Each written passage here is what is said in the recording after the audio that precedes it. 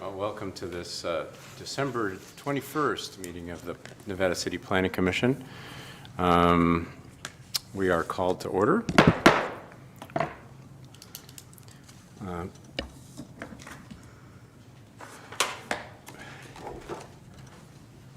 I'd like to start with the land acknowledgement. We acknowledge that the Nisenan people are still here among us today, though nearly invisible. We understand that we are on Nisenan land that was never ceded, and the original tribal families have yet to recover from their near genocide of their people. As a resident or visitor in Nisenan land, we support the Nevada City Rancheria Nisenan tribe in efforts to stabilize their people, as well as their campaign to restore federal recognition. And then we'll have the Pledge of Allegiance, and Peter Van Zandt, would you lead us? Sure. Join me. I pledge allegiance to the flag of the United States of America and to the republic for which it stands, one nation, under God, indivisible, with liberty and justice for all. Now for a roll call. Donna, if you would do that. Commissioner Ermshaw, Here. Commissioner Brown, Here. Commissioner Van Zandt, here. and Chair Nye. Here. And our city attorney, Russell, is with us. Hello, Russell. Can you hear me okay? Wave your hand if you can hear us, Russell Hildebrand. He doesn't seem to be hearing I us. think he's just clicking in. See, he can't find it either. I have that moment of panic. What happened? Where'd it go? He's on mute. Hey, Russ, can you hear us? You're on mute.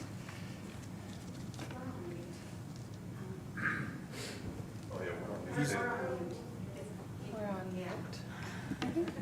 I need the unmute. The sound thingy. He hasn't acknowledged that he can hear us yet, so it's important to have our city attorney hearing what's happening. Is he on mute? Oh, What does are it- you saying, talking to me? Hi there. Yes, hello, Russell. Hi. Thanks for joining us. We've had roll call, and let's see. With your blessing, Russell, we'd like to entertain a public comment for an item that is on the agenda, but the commenter will not be able to be present when the item comes up. I just don't think, if you hit escape, it'll take you off of mute. You're still on mute. He's not gonna be able to hear anything. Just Yeah. escape that. Okay, that's better. There. Hi, you hear us? Russell, I had a question for you. My question is, there's a person who'd like to make a comment for an item on the agenda later on, though she cannot be present for that due to time constraints. Can she make a comment at this time during public comment for items not on the agenda? I think that would be appropriate. There's no reason to get form over function here. Let's get the comments we need to get. Right on, thank you. Okay. So at this time, a member of the public may address the Planning Commission on any matter not on the agenda that's within the subject matter jurisdiction of the city. The Planning Commission cannot take action on non-agenda items. Concerns may be referred to staff or placed on a future agenda. And please note that comments from the public will also be taken on each agenda item at the time it is heard. Speakers must restrict comments to the item as it appears on the agenda and stay within a 3-minute time limit or lesser time if the Planning Commission chair determines that is necessary due to the number of persons, etc. Is there anyone who'd like to make a comment for any item not on the agenda today, with the exception of the person who has just been, okay, please make your comment at this time. Hi, everyone. Good day. My name is Diana Gamzon, and I'm the Executive Director of the Nevada County Cannabis Alliance. We are a trade association which is 2 houses up, right here on Broad Street. And we provide advocacy and education to our local cannabis industry, representing over 200 of our local cannabis businesses. And I am really proud to be here today to speak in support of the Sanctuary Farms project, which you will be hearing later on in the agenda. Sanctuary Farms is truly one of our stellar community businesses. The farm is located on the Ridge, and Eliza and Ju, who are here today, are long-term locals. Eliza graduated from NU, and this is the exact type of project that us in the cannabis industry are excited to see, where we have a cultivation business which is now expanding its operation and is looking to expand right here in Nevada City through the project that you will hear about in a little bit. This is a business that gives back to our community. They have supported fundraising efforts, supporting our arts with World Fest and Center for the Arts, and I'm really excited to see what they will do with this project. Not only is this for a project that they are proposing for their business, but this is one that will support our entire cannabis ecosystem. As you'll hear later on, more details about the project, but it will also help support all of our small farmers through having a process for distribution and meeting with buyers and such. So it's very exciting for the industry to see projects like this move forward. So on behalf of the Cannabis Alliance, just want to give you my strong support for what you will be hearing later on in the agenda, and thank you for allowing me to speak. Thank you. Any other comments from people present or online for anything that is not on today's agenda? Is there anybody online who'd like to make a comment? Not yet. All right. We'll start with the consent calendar. All items listed under the consent agenda are considered to be routine in nature, and all recommended actions of the staff report will be approved in one motion.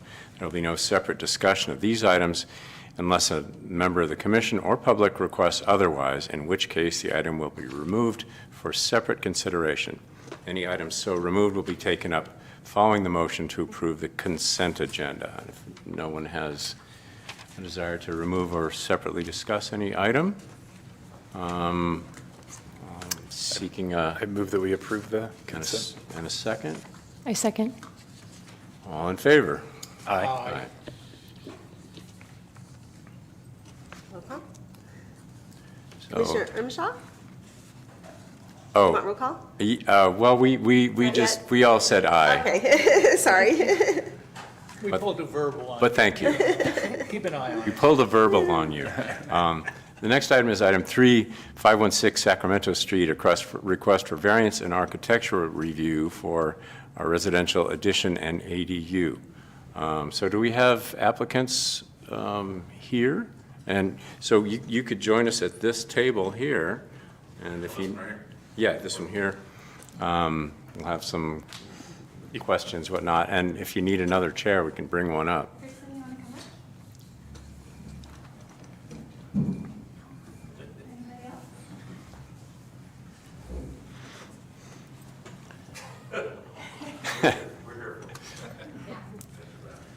And Lisa, if you'd introduce this for us. Yes. So this project is for Jason and Renee Woodward. They're the property owners at 516 Sacramento Street. Their consultant that's helping them is an architectural designer named Kristen Woodward. They're both here with us today. The application for this project was received on December 19th. I had been coordinating back and forth with Kristen via email and phone since early August, answering some questions and such. And then after I received the application and had time to review it, I did realize that the project would require a variance in its current format. And that is because a existing non-conforming structure can be expanded up to 25% without a variance. So when I did a more thorough review, rather than just the quick back and forth, I realized that this project would need that. The proposal is from the existing house is 1,304 square feet 1,359 square feet, and the proposed addition will nearly double it at 1,304 square feet. We can talk about the architecture. There's a balcony proposed off of the upstairs bedroom, an expansion of the kitchen, and making the downstairs a more open floor plan. There's also included in this application a request for an ADU. ADU projects many times are reviewed and approved ministerially without public hearing. Today, this is before you.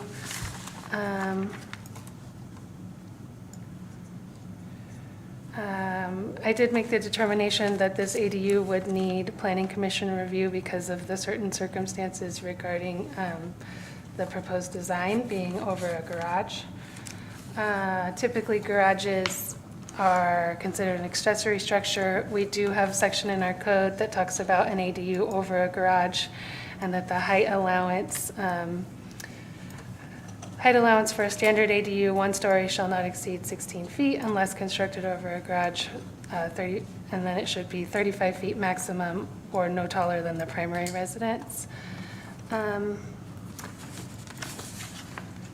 So for the variance, the house currently as it sits, the front porch extends into the front setback. So if a variance was granted for this project, it would include that encroachment into the setback, and then there's also an encroachment into the side yard setback. It is, it's not in the setback very much. I can't remember the exact amount, but I think it would be approximately, the roof overhang would be approximately 3.5 feet from the property line. Let's see what else.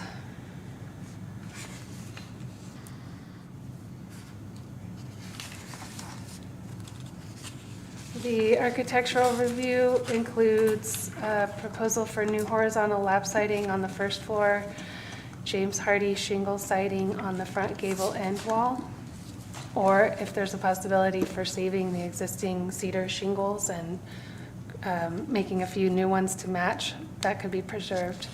And then board and batten on the upstairs of the second floor. The proposed roof is a standing seam metal roof, and the applicant would like the opportunity to be approved for either a standing seam metal roof or a comp shingle roof.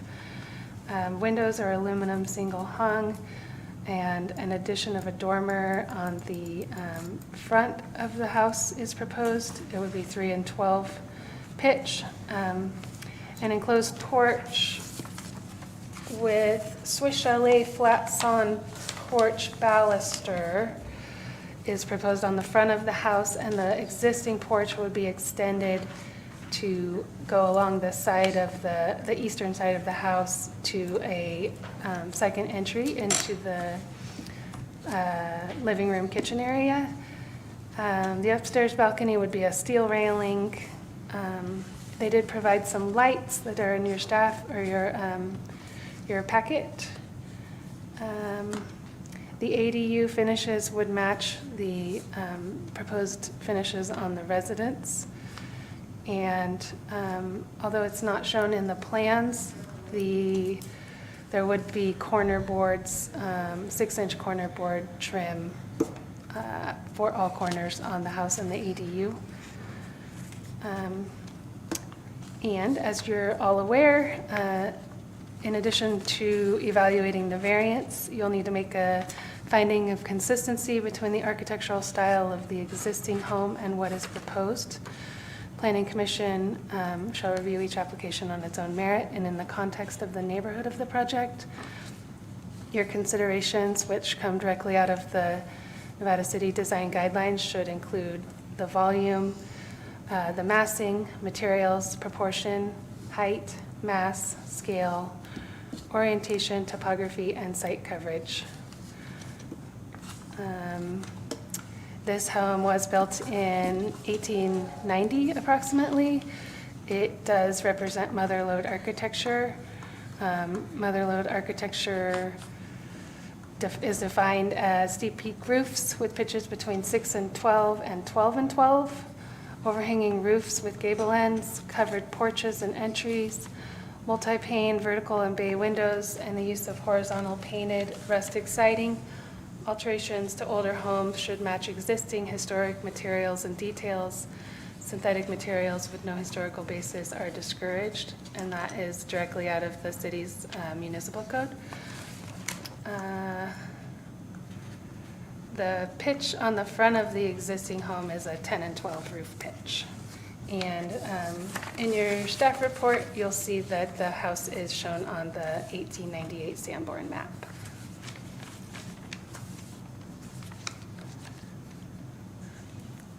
And that's all for the presentation. Okay, thanks.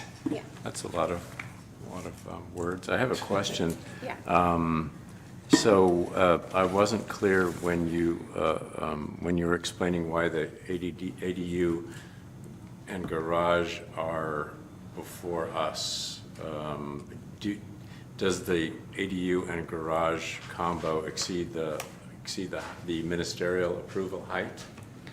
Yes, and I'm not 100% fresh on that part of my review right now. I should have looked it over today before the meeting. But when I did my staff review, I did find that it wasn't able to be reviewed ministerially. So I'm not sure exactly the reasons. I don't have it in the front of my brain, but I do know that it does need to be approved by the Planning Commission. Okay. For various reasons. And I'm sorry, I don't have that a little bit more clear for you. I've got the drawing right here that has the height of it. It's just Tiny print. really tiny, so hopefully I can get some light on it. Maybe I can see it better. The actual height. It's on page 2G, if you guys have it on your screen. There's a height on there, dimension. And I know we looked at that when we were designing this to try to stay within those height requirements, and I think it is below 35 feet. It's It says 23 feet, 9.5 inches is what Yeah. it says. So I don't think that that's, So it's not taller than the main residence, and it's not more than 35 feet. The peak of the current house is 26 feet and some change, let's see. 26 feet, 2.5 inches, That's the current house, not the proposed house? correct. And what was the proposed house? The proposed is coming in at 28 feet, 11 inches, 11 3/4 inch. So if the height was not so it sounds like it meets all the height requirements. Was there another reason why the ADU had to be approved then? I can look that up while you guys are doing your discussion and address that in a few minutes.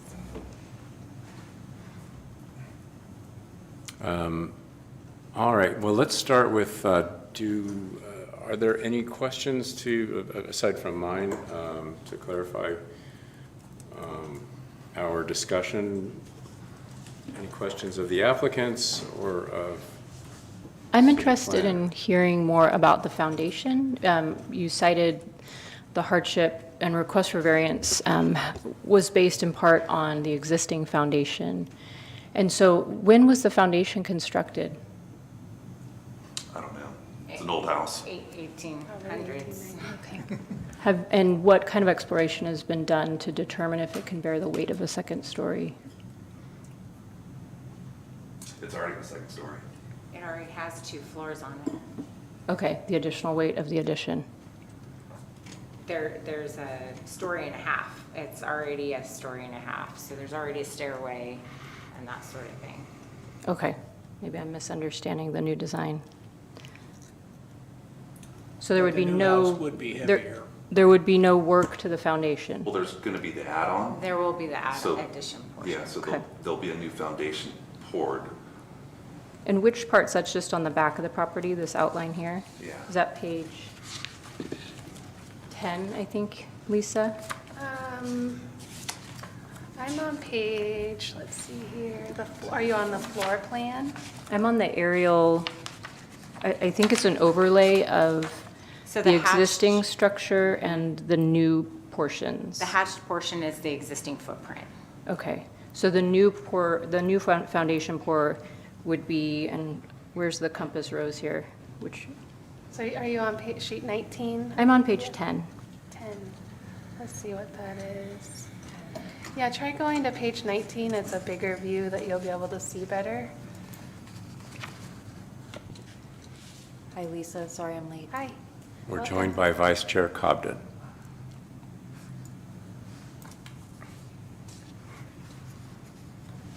Basically the same, right? Okay, so, So why don't you kind of introduce the design a bit? How you did to me with the hatching being the existing and then the addition of the porch as being kind of the new on the east side there.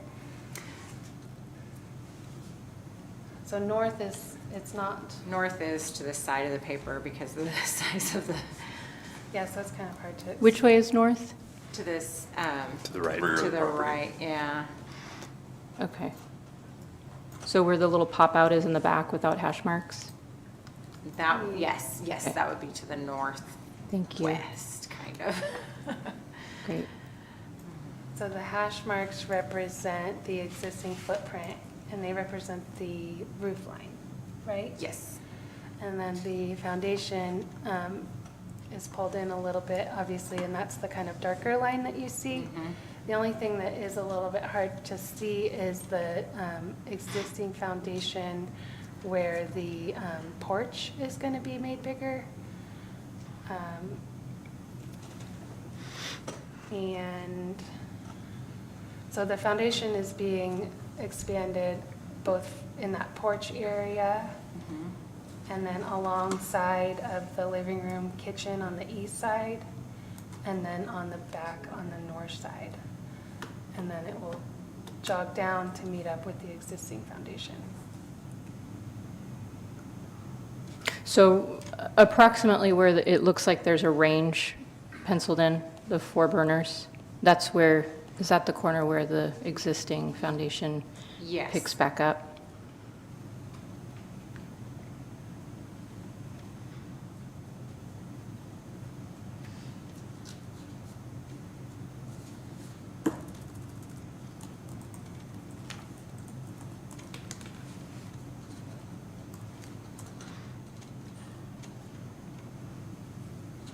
So you introduced the opportunity to ask questions, but then I kind of heard Lisa propose that the applicant give an overview. So I have other questions, but I'll wait. That's a great idea. Yeah, if you'd like to do a general introduction of the design and the logic of it, and yes. It has made about 3 changes with talking to Lisa and actually discovering this property line was closer than we had thought. We started the project about a year ago, designing an addition, met with Amy back then to make sure we were designing within the requirements. Realized we were probably pretty close to that property line, so we had a survey done to make sure we knew exactly where that property line was. Did a redesign to get off that property line. Originally, we were more to the back of the house, and now we've had to kind of expand to the side to make things work. And then working within the parameters, we had a 4 and 12 pitch, and that doesn't meet your criteria, so we had changed that back portion to a 6 and 12 and looked at some different options, but the 6 and 12 looked the nicest and met the owner's desire. That's kind of where we went, kind of adjusted things as we knew what the guidelines and the requirements were and trying to meet the architectural requirements.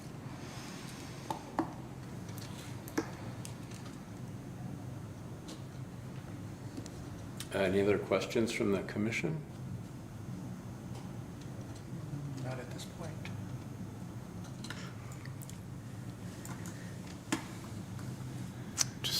I maybe one for Lisa. So presumably the neighbors were notified through the standard process about the Yes. variance, and were any comments or anything received? We did Yes. receive public comment. I think there was about 6 people that commented, and I don't know if any of them were direct neighbors. Okay. Yeah. They weren't, I think there was 4 comments at least I saw in the packet, none of them were our neighbors. Okay. Yeah, I But we did have have discussed it with our neighbors and Okay.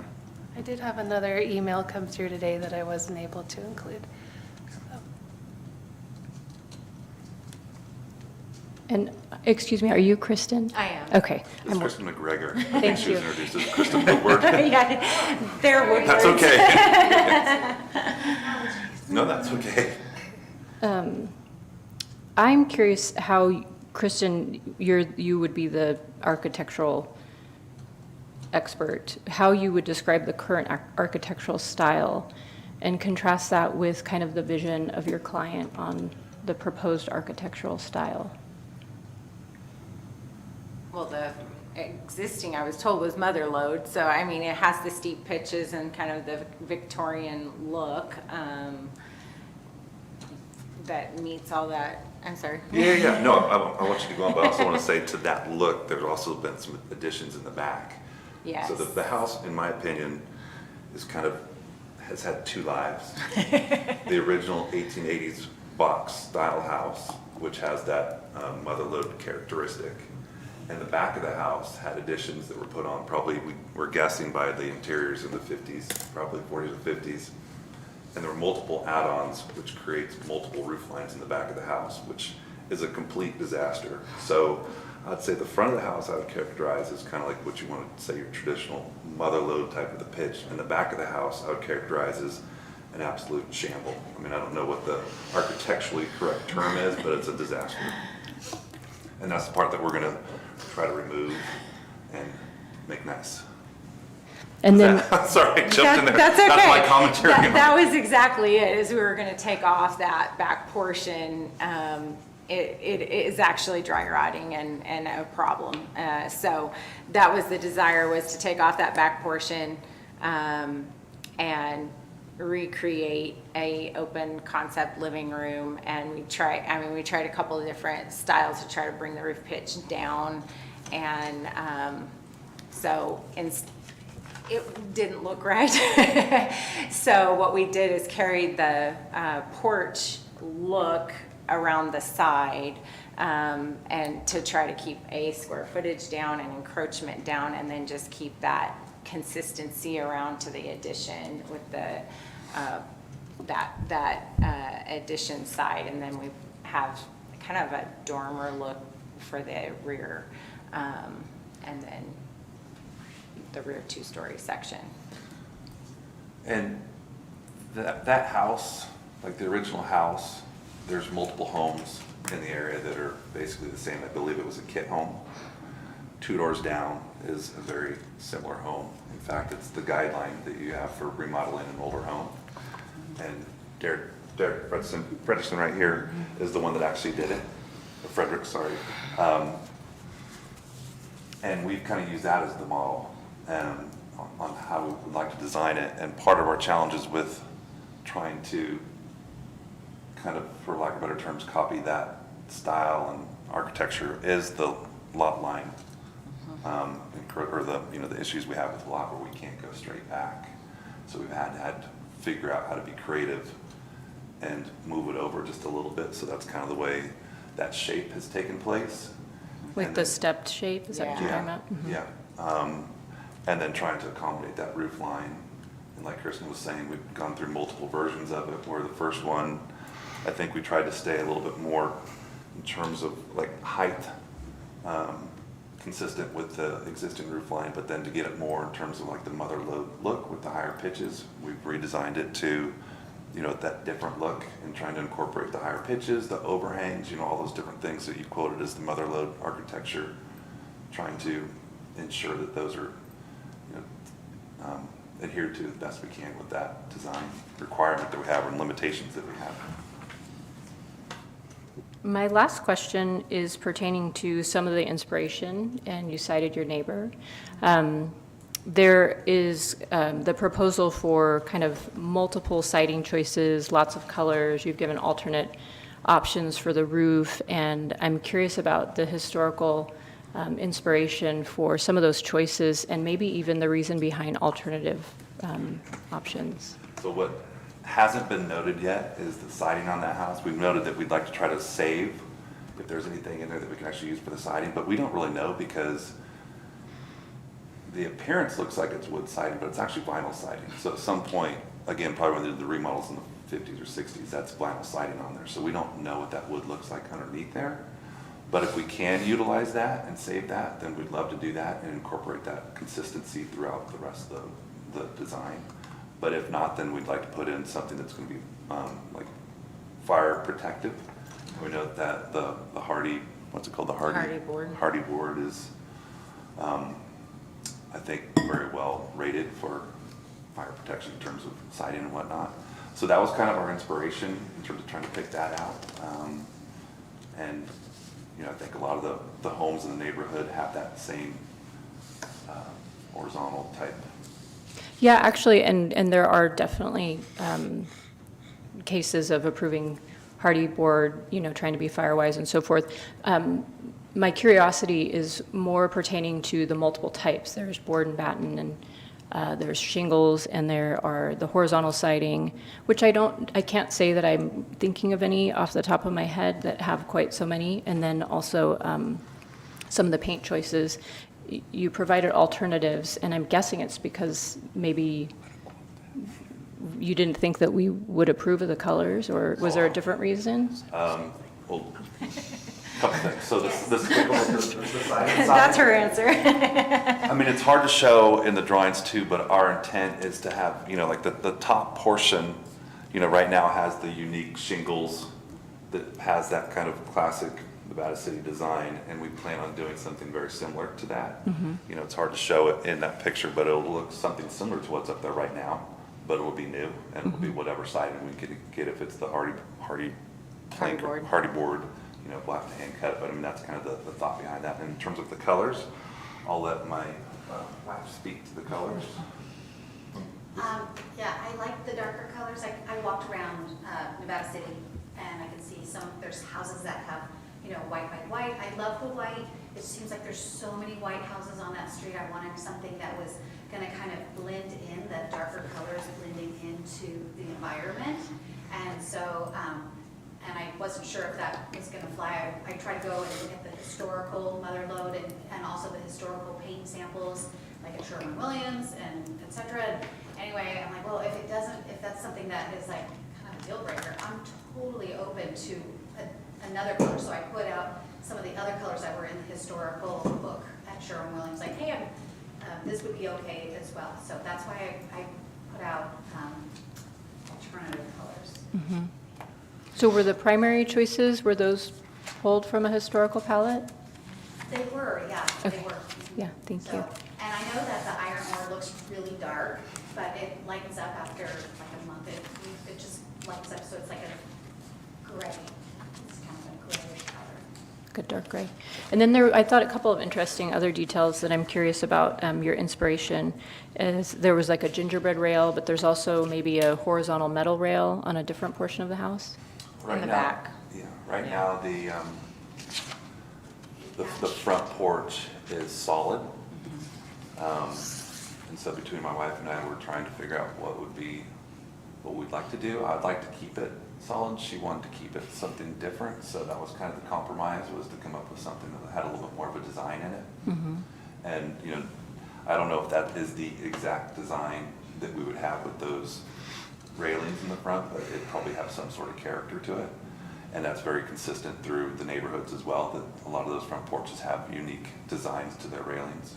So a solid board with profiles Correct. cut out on each edge that Yeah. create a pattern. Yep, exactly. And as far as the back railing, we were just trying to minimize any visual impairment from the balcony, so that we could have, you know, as much of a view or whatever as we could. So it's just trying to minimize the material, I guess. Gotcha. Thank you. You're not in the historic district, and also, you know, the pursuit of being congruent and with your neighborhood is still of you know, importance. So Yes. thank you. And just like really quick, if I just make it, or actually, I'll let you guys, if you have any questions, but I do want to just kind of make a general comment too. Go ahead. Okay. So both my wife and I are from this area. She actually grew up on Zion, went to Seven Hills. I went to Pleasant Valley. We both went to NU. We graduated. She lived off of Cottage. You know, so we are part of Nevada City. I mean, this is what we call home. Our careers took us to a different place, a different city. We lived in Rockland for the last 25 years. But her sister, her brother, her cousins, her nephews, nieces, my parents still live up here, so this has always been our home.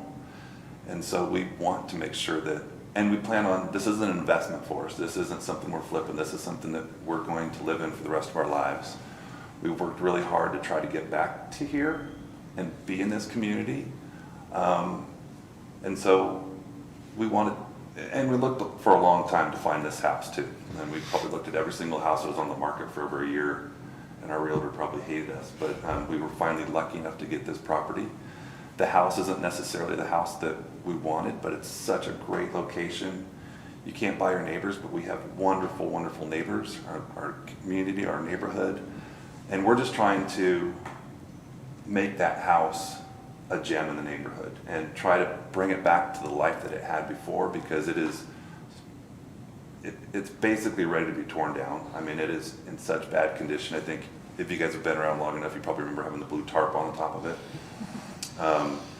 You know, the plumbing barely works. Our electrical, when the electrician came through, said he'd never seen anything that bad before. So there's, you know, hazards with that.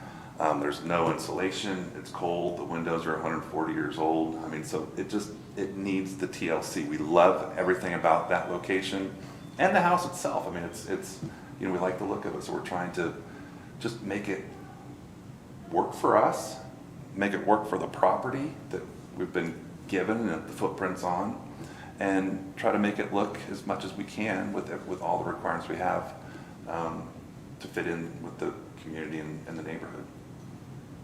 So that was my little commentary, just trying to give you some background that we're not from the Bay Area, we're not investors. This is more from the community. We want to, you know, make sure that this is, you know, fits in with the community and be part of it. And how long have you owned the house? About a year and a half now. Have you lived there? Just curious, really? Yeah. It needs a lot of love, just from, you know. Yeah, so you guys are Yeah. very familiar with it. Yeah. It does need a lot of love, and we've got lots of great plans too to make it look beautiful. So hopefully with your guys' help and blessing, we can get that done. I have a question. There's let's see, it's the front elevation, and there are all the siding options shown. And I think you've perhaps shown the option of a board and batten effect on the gable end in front, or, because I see an overlay of board and batten and a shingle treatment. Software. Oh, okay, all right. So that proposal is a, what's the word, an artifact, a drafting artifact. So you're not considering a board and batten No, they would like the treatment. shingle look in the peaks, yeah. All of the peaks throughout? In the front peaks, so the one on the front of the house and then the front of the ADU. I mean, if you would prefer it in all of them, we could do that, but that was specifically towards the street. What was, the goal was to show it towards, To keep it consistent, Yeah. basically on the Yeah. way it looks now, and have the ADU look, have that similar look. yeah. And the house that you're referring to that's down the street, I think owned by this fellow here, is that a white one with Yes. gray, Correct. gray gable end? Yeah, okay. Okay, if there aren't any other questions. I just have a think quick Peter does. comment based on what Wendy said. Actually, the review standards, our review standards, 15.12.010. I was an engineer, so I need to work numbers. It says that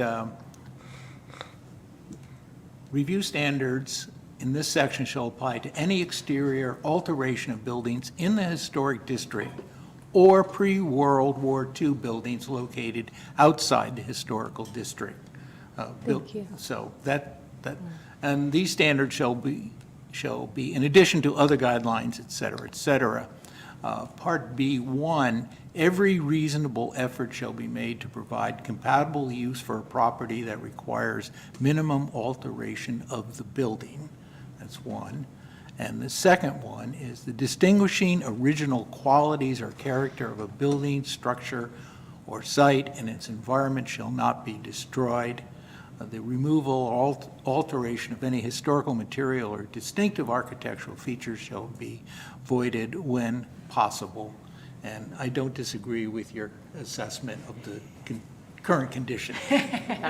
But it is a replacement, so we have some guidelines that we need, standards we need to consider and deal with. So, And also, just in addition to that, there's a section that refers to massing and volume, which is perhaps a key consideration, at least from my perspective.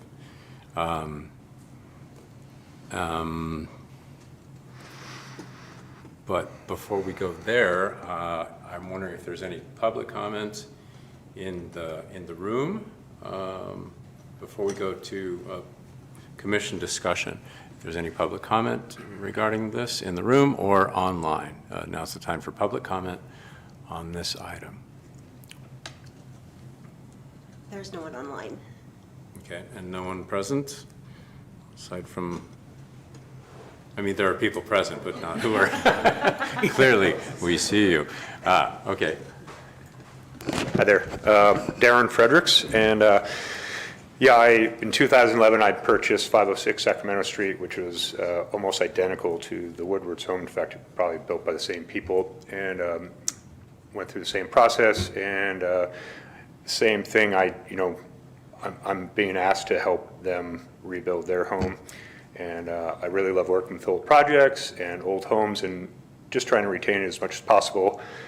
I think I've made some good comments to them about things they can do to, soften some building lines and whatnot. But in general, I think their design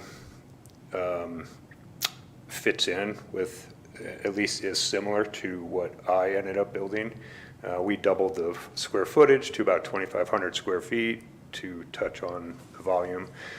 And we were able to reuse all the redwood siding on most of the house. We ended up using cedar siding on the back and anything new, but I don't know if that's allowed really anymore. It depends on the thickness. So as far as if hardy needs to be used, there's alternatives to kind of match that siding. So in general, I just think it's going to be a nice improvement to the neighborhood. Thank you. Thanks. So with no further public comment, let's have a commission discussion. So anyone who would like to jump in may.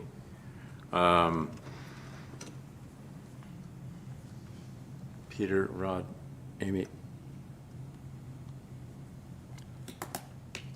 I'm having an issue or consideration of the change from the very plain, fairly plain building that is there to one that is quite complicated visually, and of course the bulk has doubled.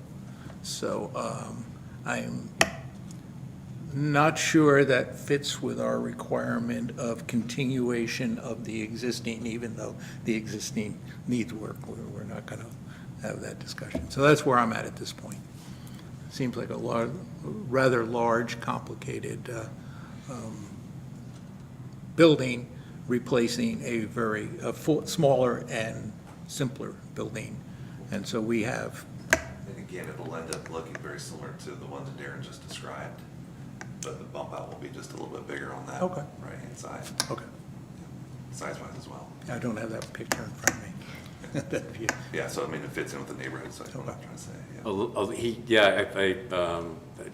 say. His project isn't in consideration, but I imagine that their lot is more rectangular. Correct. And was able to extend directly backward, so so the face that it presents to the street and to the neighborhood is a much lower impact on the feel of the area, and it's a pretty rich little zone for houses of this type, of the original house. So that the neighborhood context is still pretty strongly pre-World War II smaller house aesthetic, even though that other project rather slyly fit in a lot of additional space. And I understand that you went through a lot of iterations to fit everything you wanted in this house.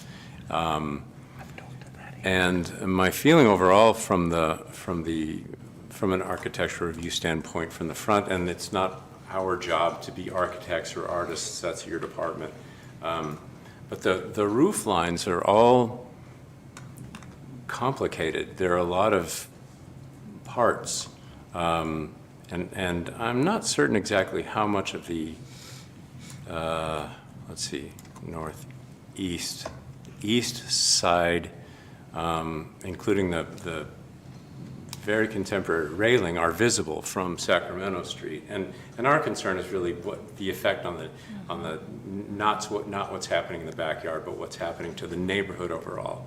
And it's just historic sense and feel, and I understand that you want to preserve that to the best of your ability.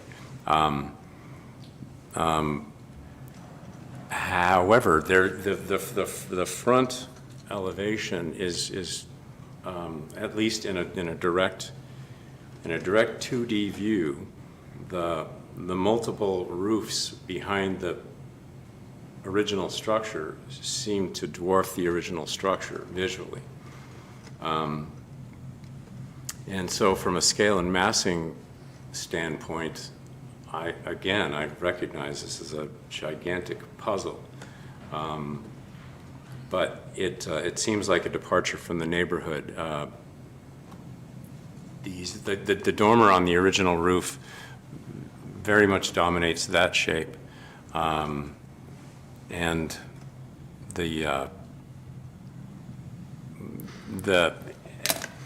if this sounds nitpicky, I apologize, but the round window doesn't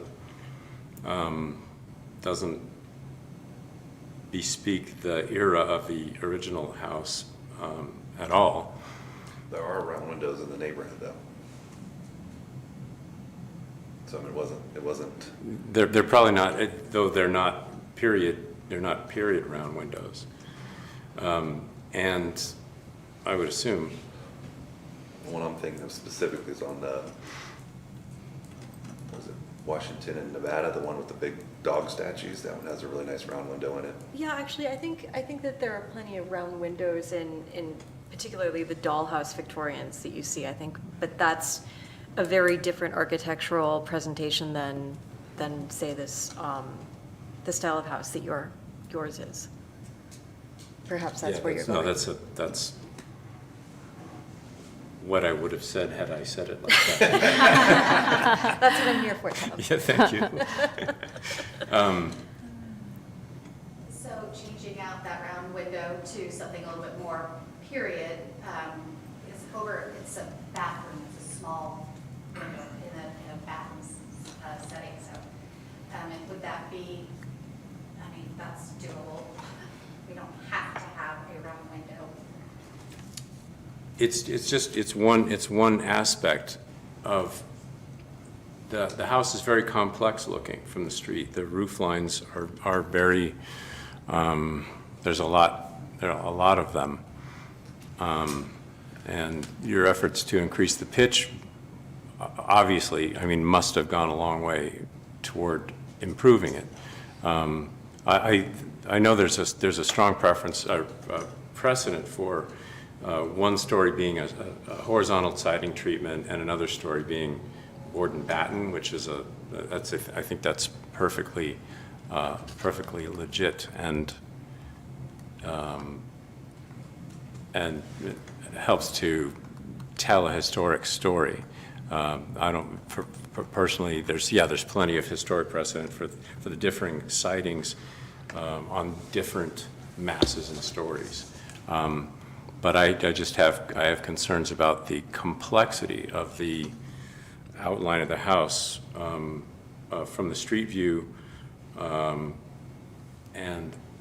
I'm not sure how concerned we need to be about the east elevation, because there's a building to the east that probably obscures that view. Yeah. That's it for me for the moment. Lisa, on page 21, I think, yeah, 21.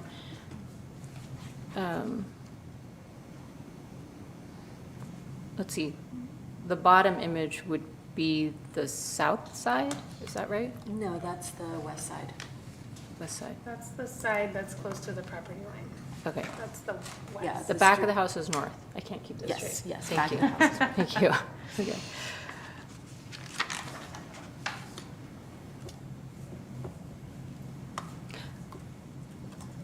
Rod? Sure. I have similar concerns to Tom. If we look at the architecture as it is today, we have a simple, very symmetric house. As you noted, it is a kit house, and there's, I think that the example that you're citing, the neighbor, I realize they have a much easier time to add an expansion on due to the configuration of the property and all that. But when that addition was done, that symmetry was largely retained, at least from the front view. And the small bump out that's seen in the dormer there is relatively inconspicuous because of the way everything sets up. As Tom noted, the way it is now, the symmetry, except for that very front piece, is largely gone away. As he noted, there are multiple of roof lines, there are different windows happening on different sides. Another concern is that in the architectural guidelines we talk about, an addition should not overwhelm the existing structure. And due to the increase in width, the increase in height, and just the overall large size of the addition, the fact that it, unfortunately, because of the challenges you have on that lot, it doesn't settle back into the background as the neighbors does, it comes across as much more overwhelming. And so to that aspect, I see it as in conflict with the architectural guidelines that we have today.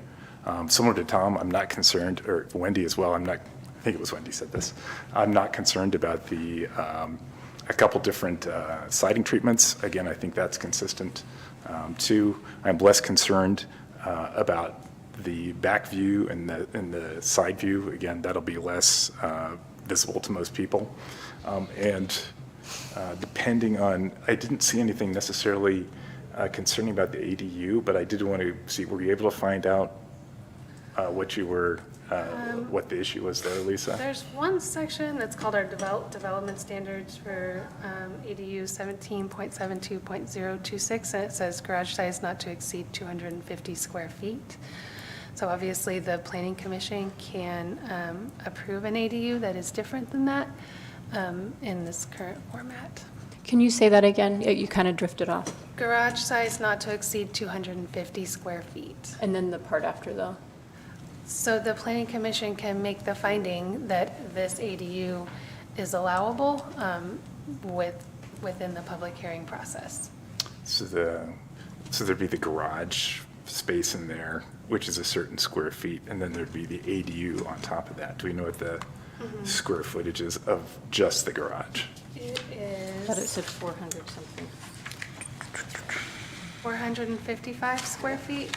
Okay. And then the ADU above is 729 because it includes the stairway going, and like the laundry room, I believe, which is on the lower floor. So it's not a, ADU above and all garage below. There's a small section on the side that's included in this. It sounds like it's maybe 600, 600. It's not like No, that. But- it's 455 and 7 something. But if the laundry is on the floor below, is that included in the 455? Or is that, Part of the It's garage. included in the 729. yeah, so what I'm saying is that, But it's not inside the garage. oh, it's not inside the garage. Okay, thank you. It's a separate piece. I think it's 167 square feet on the first floor that is ADU, plus the 455. That's what I'm saying, is Okay. it sounds like it's about a total of 600 on the bottom. Yeah. Okay. So it's going to be the Oh, you're garage saying plus the extra footprint? room, the Yeah, footprint. Footprint of Yeah. the building. Gotcha. Thank you. Those are my comments. Yeah, I concur. I definitely find, thank you, Lisa, for requesting more detail on the application, and thank you as well for trying to adjust your design that you've spent so much time on. And I do find that the addition overwhelms the existing architecture, and I think everybody's kind of said the reasons why. What do you guys suggest then? Um, You've seen the lot line, you've seen what we're trying to do. We have a family that we want to accommodate in that location. So what is your suggestion? I mean, what would, I know you haven't come to any conclusion or vote or anything like that kind of, but I mean, I'm hearing what you're saying. So what do you do in this situation? So not every desire can necessarily be accommodated within, the different constraints. I think that might be the trade-offs that you have to look at. Let's see. And I'm curious, because of the height, I don't know, I haven't seen the ceiling heights, but it seems that very high ceiling heights might account for some of the height of the addition in the back. They're 9 feet, so it's not massively tall. 9 feet seems quite reasonable. It does, and the lot steps up, which isn't working in our favor. Correct. If I may, I have not gone yet.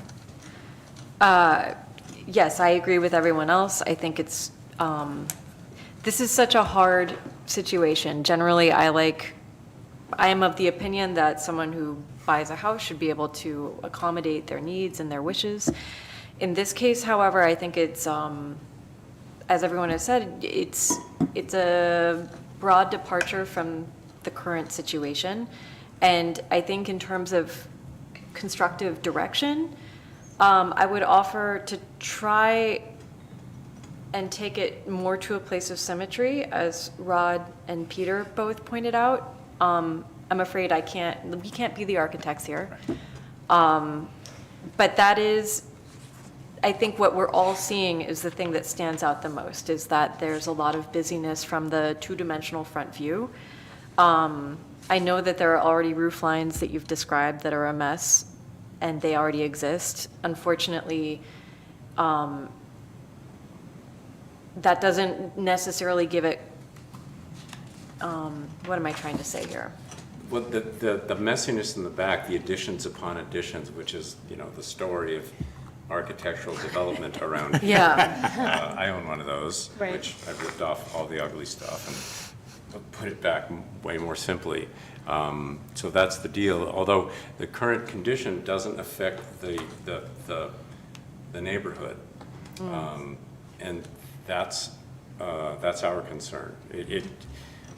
There's sort of no getting around that this house, as proposed, would dominate the neighborhood because of its height and the complexity of the roof lines. So a direction towards simplicity would help also. It might, these are simple houses, they're simple forms, the ones we're referring to, the ones in your area, they're simple and familiar in form. And well, the large open porch on the back, I would want that if I had such a situation. And if it's visible from the street, it's a very contemporary look and feel.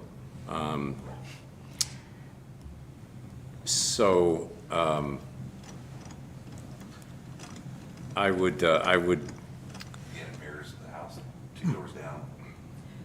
I do not, no. And the reason why is that the house 2 doors down is symmetrical. I'll talk about the balcony. Oh, the balcony, sorry. Yes. Okay. Well, and the balcony was added, so we didn't have to change the roof line again. simple roof line straight across. If I cut in the roof line again, you know, you're going up, you're going down, you're making it smaller, you know. So- I hate to get into, you know, like a debate over something that feels like we're all having Yeah. a pretty, you know, consistent reaction to. And if we just even stuck to the front of the house without even going around the property, I think we could save ourselves some time of, you know, all the nuances of the other things that may or may not be visible. I'm also curious, too, if it's worth discussing the request for variance.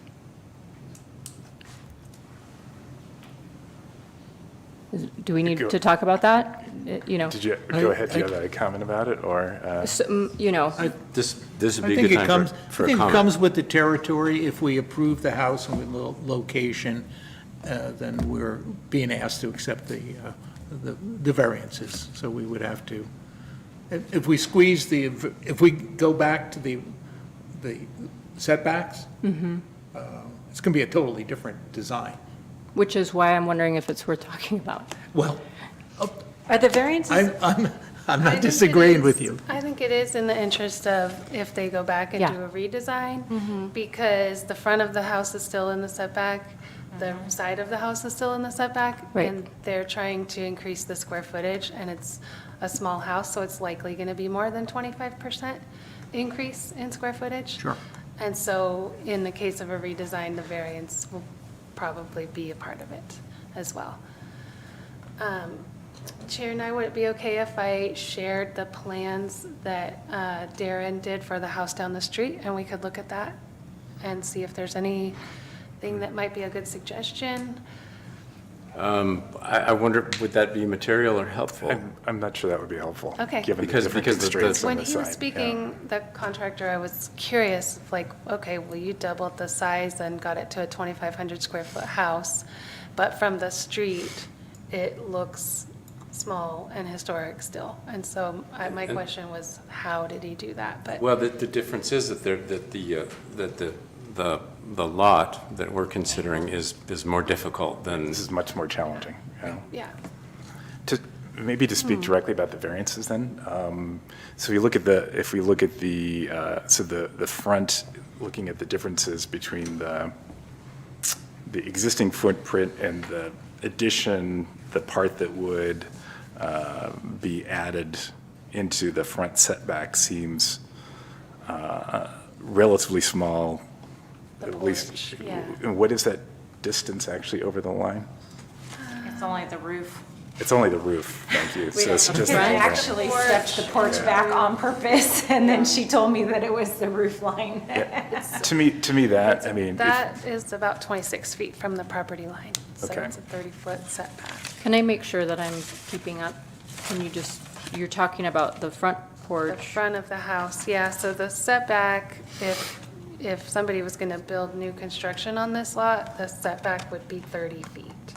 And And so, this house currently is 26 feet from that property line, that front property line. so it's like it's So, I'm not sorry. even, it's not the whole front porch, it's the steps and a portion of, which are. that are existing. That are existing, correct. Yeah, they're existing. Yeah. And much of the existing house is already encroaching on the side setbacks, so. Right. So that the variance would bring the existing footprint as it is. So when you say into much compliance. of the house, Tom, what are you talking about here? On the It looks west. like it's mostly like an eave? In the No, top. there's this corner, I see. It seems that there are multiple corners. Gotcha. To me, it seems to be relatively consistent with, it seems to be mostly consistent with the existing footprint, with the small addition on that. Let's see, north is that way, southwest corner, I guess, or southeast corner for the porch, and again, it's just the roof overhang, so I didn't necessarily see an issue with that. So your question, Lisa, would a discussion about the likelihood of a variance request being granted,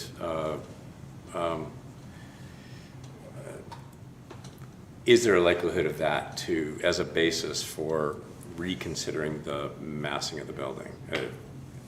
I think the likelihood of a variance being required is Yes. very high. It's, a variance, as you guys are well aware, is granted in the case of a hardship. And so with this particular lot, you would need to make the finding that the way that the existing foundation is and using the existing structure to build up and expand it is a hardship, and also based on the way the lot is configured, which we've talked about. Just generals outside of this application.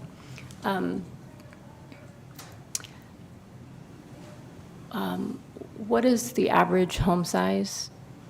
And when is an average or less than average size home considered a hardship?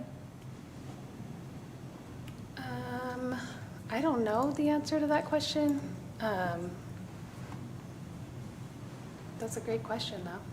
Is there an answer? I don't think You it's don't know if there hardship. I is? think it's That's- the lot and the setbacks, Yeah. I Right. think is the issue there. But if You a know, home is receptive to an average size, or if a lot is receptive to an average size home, then should that be determined to be a hardship, or is that really just personal choice on how big of a home you want to have?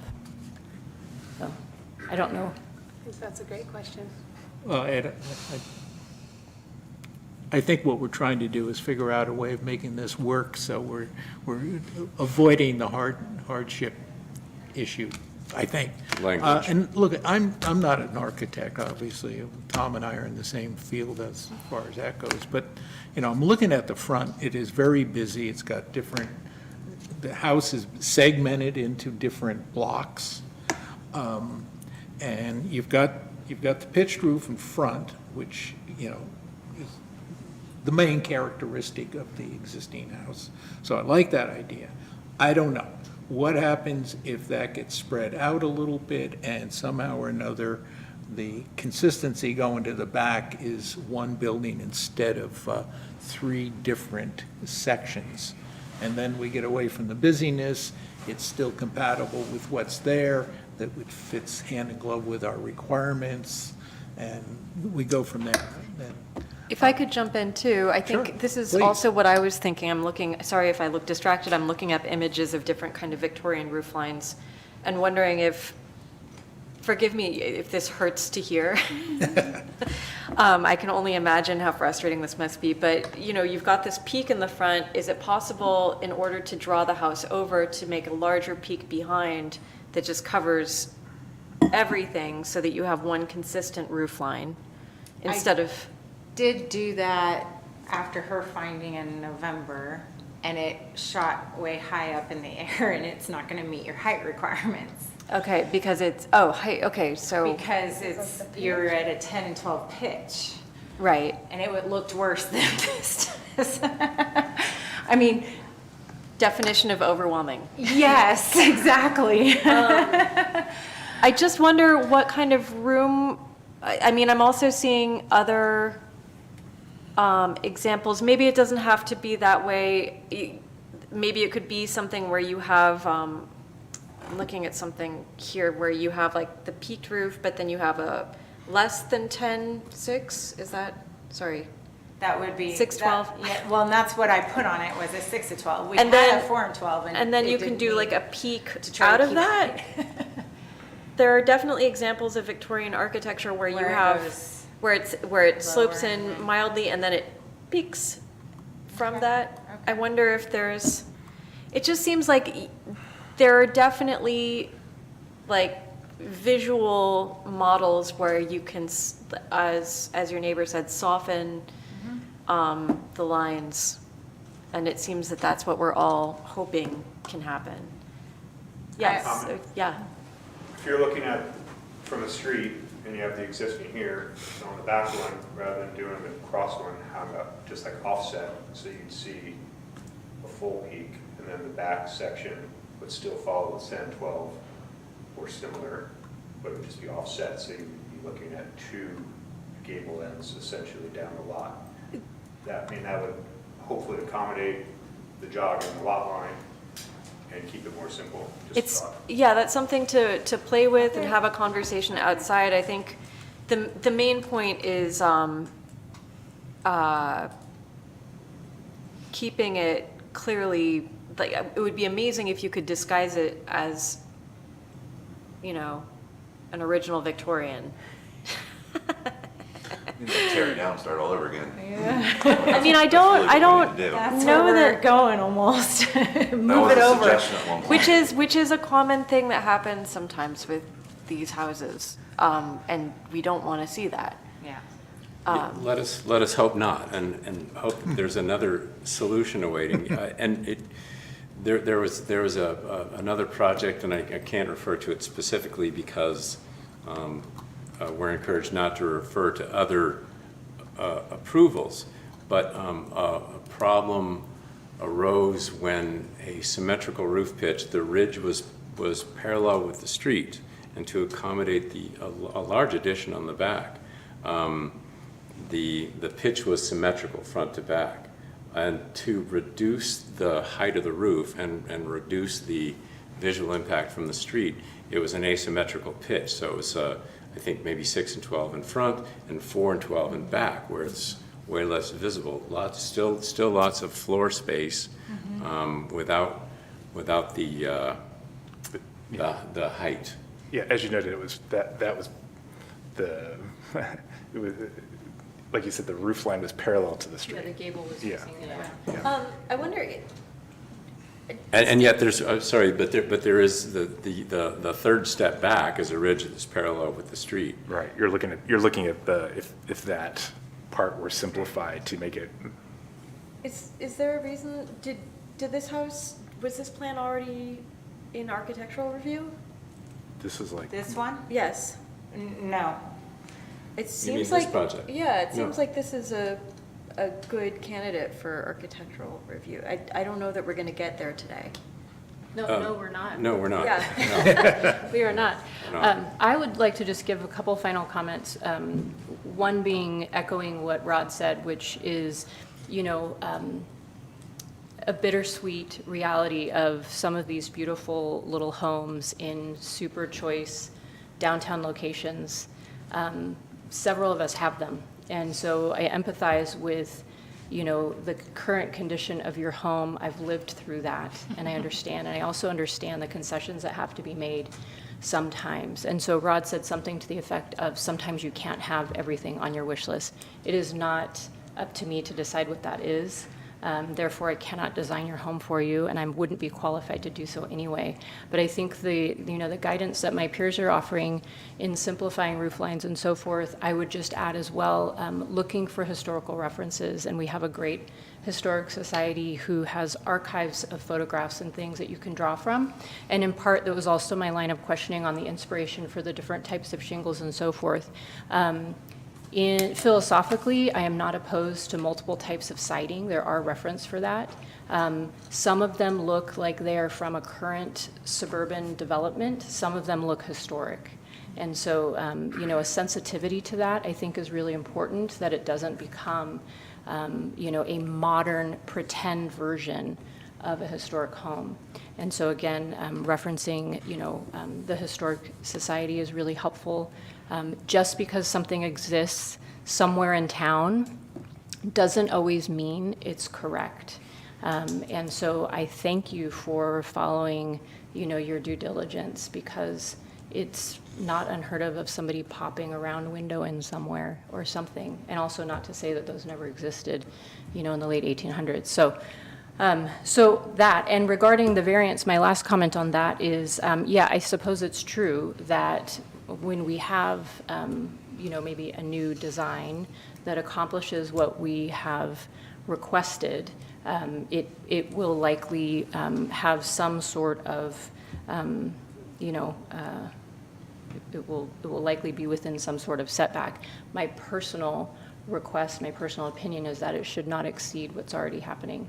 And so there is some of that already happening. It's already established. It's hard to avoid in close proximity, small historic neighborhoods that were divided and parceled later. And so, that would be my general guideline is to try to keep it within what's already existing. So. Thank you.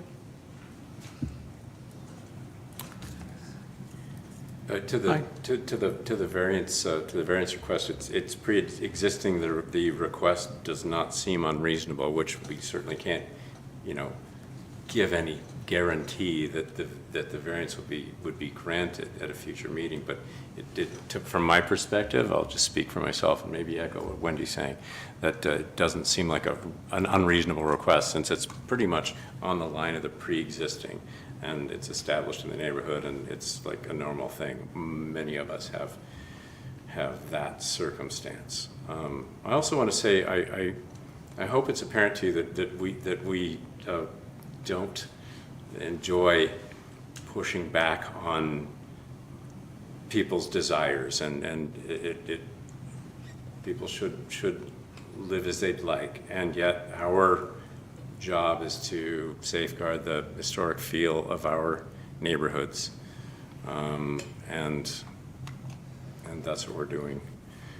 So I do have Yes. one more thing. We haven't commented on ADU. I mean, is there feedback that we want to give on the ADU?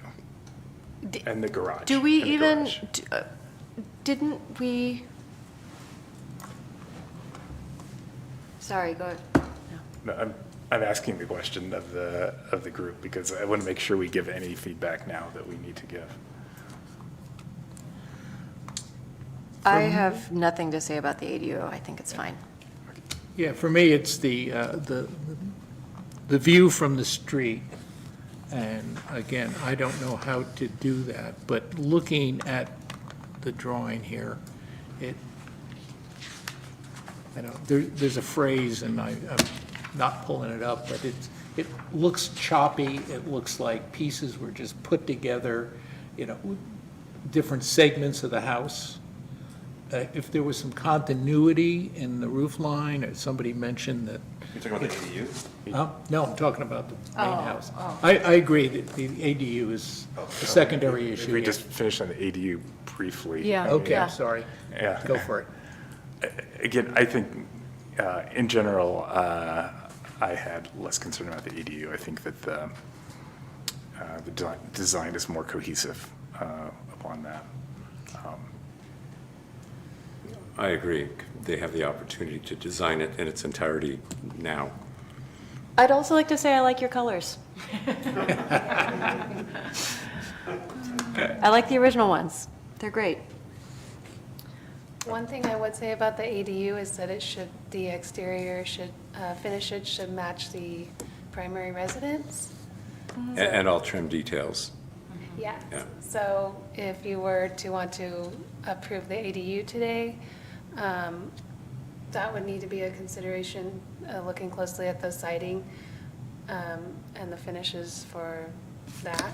And then also, one thing that comes to mind for me would be that if the ADU is approved in its current location, which they could come back and request a change and move it around on the lot pretty simply, but if they go back into redesign and end up changing the footprint of the house to where it needs more Right. space, the placement of the ADU might be not the best. My personal, my reaction is to approve them together at the same time. Feels I like agree, more because- responsible to the overall site plan. Sorry to interrupt. And any feedback on the ADU, I would say is, I do, it's hard, it's not a full rendering, it's black and white, it's little pen lines, but Contrast. yeah, the shed roof slope does, to me, give a different profile to the building.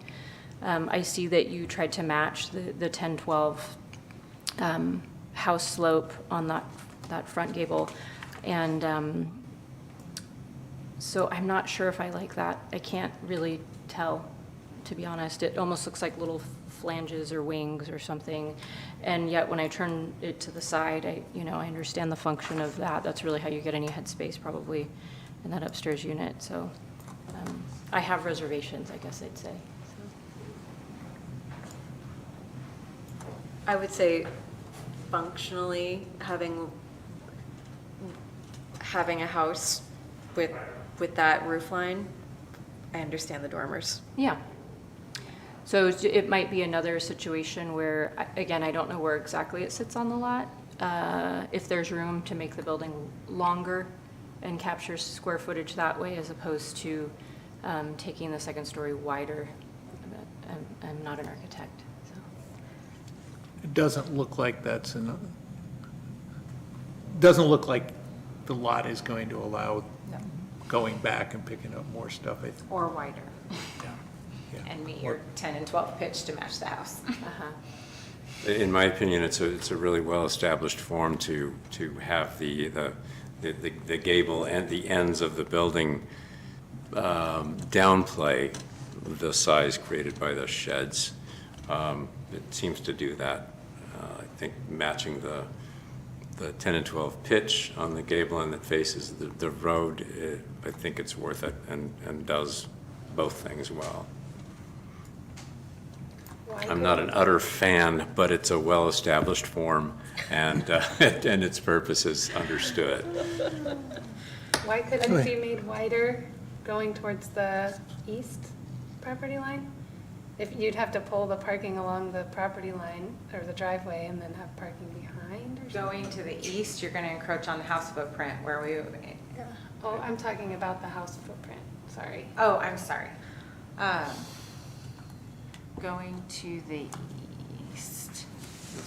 That's not a lot of I room. have a driveway. Or you could take the driveway along the property line. It is. It is already. Yeah, but it ends up being parking there by the house. So, And because the driveway can go in the side yard setback. You're asking why we can't move the house more to the right? And I think that was the They- complaint, that doing we an can see addition. it too much from the front. We wanted to move towards the back, right? I think the complaint is more the roof line, from what I'm hearing. Yeah, the roof line is definitely the complaint. Okay. Or the roof lines, plural. Yeah, yeah, yeah, Roof yeah. lines, thank you. Yes. Yeah. Yeah. I mean, See here, I'll show But my I screen. wonder if, should we I think move we're this to an architectural review so we You don't mean- start going in circles at this point? I'm not sure I understand what you She mean. means the design review. Can we continue? Yeah. Plan review, An ARC? ARC, thank you, yeah. I could make a motion to a continuance, right? I would second. That would be the. We will, yeah. we will need to continue this item. Yeah. Yeah, I think that it would be really helpful to have some very focused architectural review. Advisory Advisory review. Advisory This is review? the Oh my review gosh, committee. sorry, Yeah, guys. that's all right. Yeah, that's what I meant. And we understood it. Is there, would that be, it's a good idea to make sure that, It would be the best There- use of everyone's time. yeah, although they're non-binding, and is there, would that be appropriate, Lisa, to have an advisory review committee, sort of midpoint architectural review? It's a good question because Architectural Review Committee is not typically done for You mean- architectural review, or the ARC Advisory committee. Review Committee, Advisory yeah. Review Committee, thank you. Yeah, right, that's my understanding as It's well. more related to site plans or discretionary projects.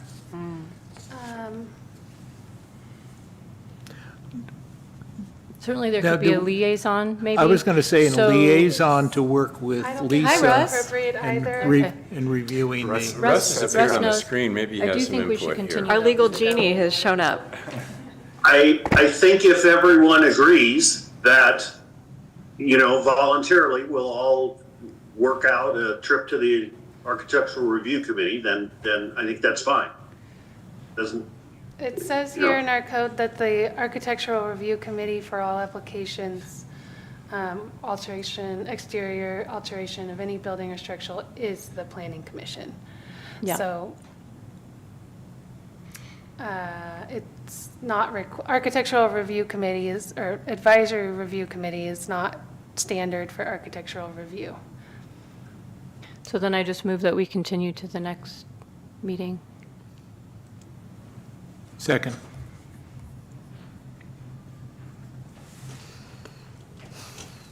Russ, would it be appropriate if two commissioners were reviewing the project as an advisory review committee? Or do you think that it needs to be in front of the whole commission at time of Sure. review? They can look at it first, Okay, no problem. if you guys. Is would that like something to that do would be helpful to you that you would want? And that's just getting feedback from you on. It's having this discussion, but without having to, it's a less It's a- formal it's a non- process. It's a non-quorum number of commissioners, two commissioners, Giving opinions. giving opinions. This seems to, because we're all sort of unified, all of us, in our concerns about the design. I think two representative commissioners could be helpful to say, yes, you're on the right track before. Well, yeah, we don't have a bottomless well, so, Right. you know, we need to Understood. figure this out now. I mean, Understood. like, without going blindly submitting things again that. you A may or fully may not developed like. plan, again, right? Yeah. No, understood. So Yeah, that, I would- That's why we're I would- making I the would suggestion. Appreciate that. Great, great. okay. Well, excuse me, I think at that next stage, it could be discussion and drawings and, figuring things out. And then if that gets resolved, then you can do another set of prints. So sketches, I essentially. don't think we're asking for 2 or 3 different designs for this stage. Let's sit down, have a conversation about it. That works good, that doesn't look so good, this fits, that doesn't fit, what do you think? It's a discussion, and then at some point, you go to the drawings and bring it back to us. Is that, Do we do that here in this? Not in this room. We just schedule a meeting with you guys, is that? Yeah. Just Right. between Yeah. now and. Right, it's- Lisa's palatial office? It's Okay. not a public hearing. Perfect, okay, that's It's fine. more like in our conference room. And non-binding and therefore advisory, hence the term advisory review Right. committee. It And is so- open to the public, though, so we That's will fine. post the date on the website on your page. Okay. And so my understanding is that we will work through that, and that will also include any potential changes to the ADU footprint if we have to move it as associated this, so you're not, and I'm just trying to understand what you're saying. So at this point, we're not going to get a green light to start working on the ADU. We need to have this all approved together. And then my other question is, this variance request wasn't free, so does this continue as we work through this process? Yes. It's not like I have to resubmit something again? I believe so. Yes, and The you whole continue. spirit of that advisory committee is to help you with efficiency. It's with a mind to try to not have you guys just churn it. Yes, we don't want to do that again. And to underline, changes in the ADU's location may be part of a solution to the massing and siting problem. So that's why that approval would be contingent on the rest of the design. You may want to, the best path forward may require moving or changing the ADU. But just from your perspective, I'm certainly not saying that is the case. So we will continue. Don't we need a vote? We need a vote. Someone Yeah, needs to I'm- make I'm a motion. I proposing made a we- motion and Peter seconded. Okay, and with the note that there will be an advisory review committee meeting as requested by the applicants. And who would like to be on the advisory review committee? I think you're the construction guy. You understand all of the subtleties of... I'll do it too. Wendy, do you want it? Vice Chair Cobden and Chair Nye. Okay. And I'm sorry, who made the motion? Wendy. Okay. Seconded by? Peter. Okay. Ready for a roll call? Commissioner Ermshaw, Yes. Commissioner Brown, Yes. Commissioner Van Zant, Yes. Vice Chair Cobden, Yes. and Chair Knight. Yes. Thank you. Thank you. Okay, well, thank you. We look forward to your We'll see you soon. suggestions. Thank you. Thank you. Thank you. Thank you.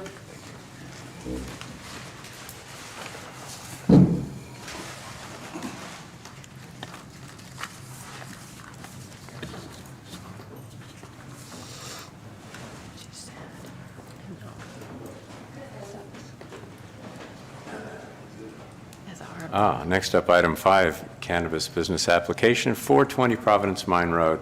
Wait, not Brewbill? Item 4. You skipped. Did I skip something? Yeah, you did. Yes. Oopsie, architecture review, item 4, 300 Spring Street. Whoopsie, is that a technical term? Yes. Is there an applicant in the house for that? I am not seeing Rebecca or a representative from Brewbuilt. So I will send them an email right now and see if we can move that item to the end. Okay. Okay. Well, then, let's move on to item 5, cannabis business application. It's like psychic. So anyone who represents that, come on forward and join us at the guest table.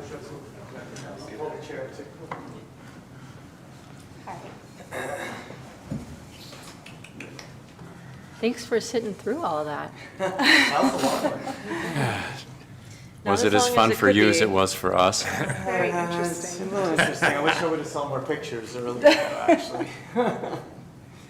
Lisa, would you like to introduce us for us? Yes. Welcome. Thanks for being here. Chris Anderson is the owner of the Tech Center where Elizabeth Perez's property is proposed. Her business is called Sanctuary Farms, and she owns and operates a licensed cannabis farm here in Nevada County. She has a few cultivation licenses and I think a nursery license as well. The proposed operation in the Tech Center will include processing, manufacturing, and distribution activities. Sanctuary Farm intends to serve Nevada County cannabis community in new ways by offering a facility that is licensed for a shared use, which is called a Type S license. Offerings will include, her other offerings will also include providing licensing and compliance services to farmers or other cannabis businesses, processing and packaging services, distribution and showroom services, and manufacturing services with a commercial kitchen.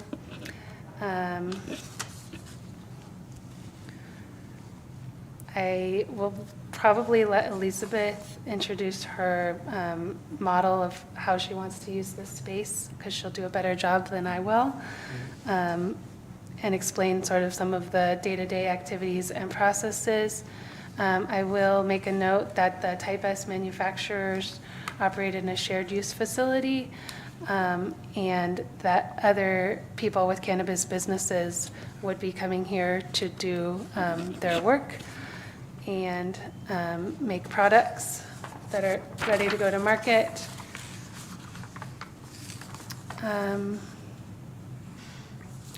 Business hours are proposed to be somewhat standard, 8 a.m. to 8 p.m. It would be passive between 8 p.m. and 8 a.m. There's lots and lots of parking at the Tech Center. I think that a year ago, you guys reviewed a project for Chris Anderson called Yawly Bird, I think is how you say it. Reviewed and approved. And that project has not been built out. Chris is currently renting the space in other ways to, I think, multiple people. Then we got 49 tenants now. Yeah, 49 tenants. Wow. There's a lot going on in there. There's a lot Wow. of new activity there. It's very exciting. Elizabeth's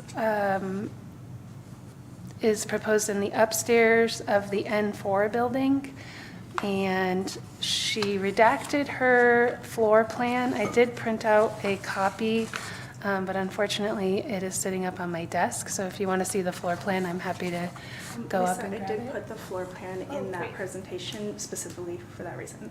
Great, thank you. I guess I was just nervous about everybody knowing where everything was publicly, because I did have all of my security information also on that, and that's also included so that you guys can see it. Okay. So the square footage of the new facility will be 6,753 square feet, and the total square footage of the building is 32,000 square feet. And the total square footage of the building is 74,000. Oh. So I think that's the second Just the floor, one is the floor. the one Thank floor. you, thank you. Two floors.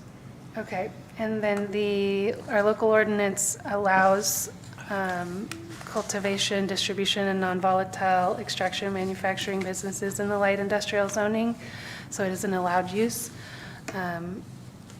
That needs to be reviewed by the Planning Commission, and Planning Commission needs to make a finding of consistency with the proposed business and the use there at the tech center.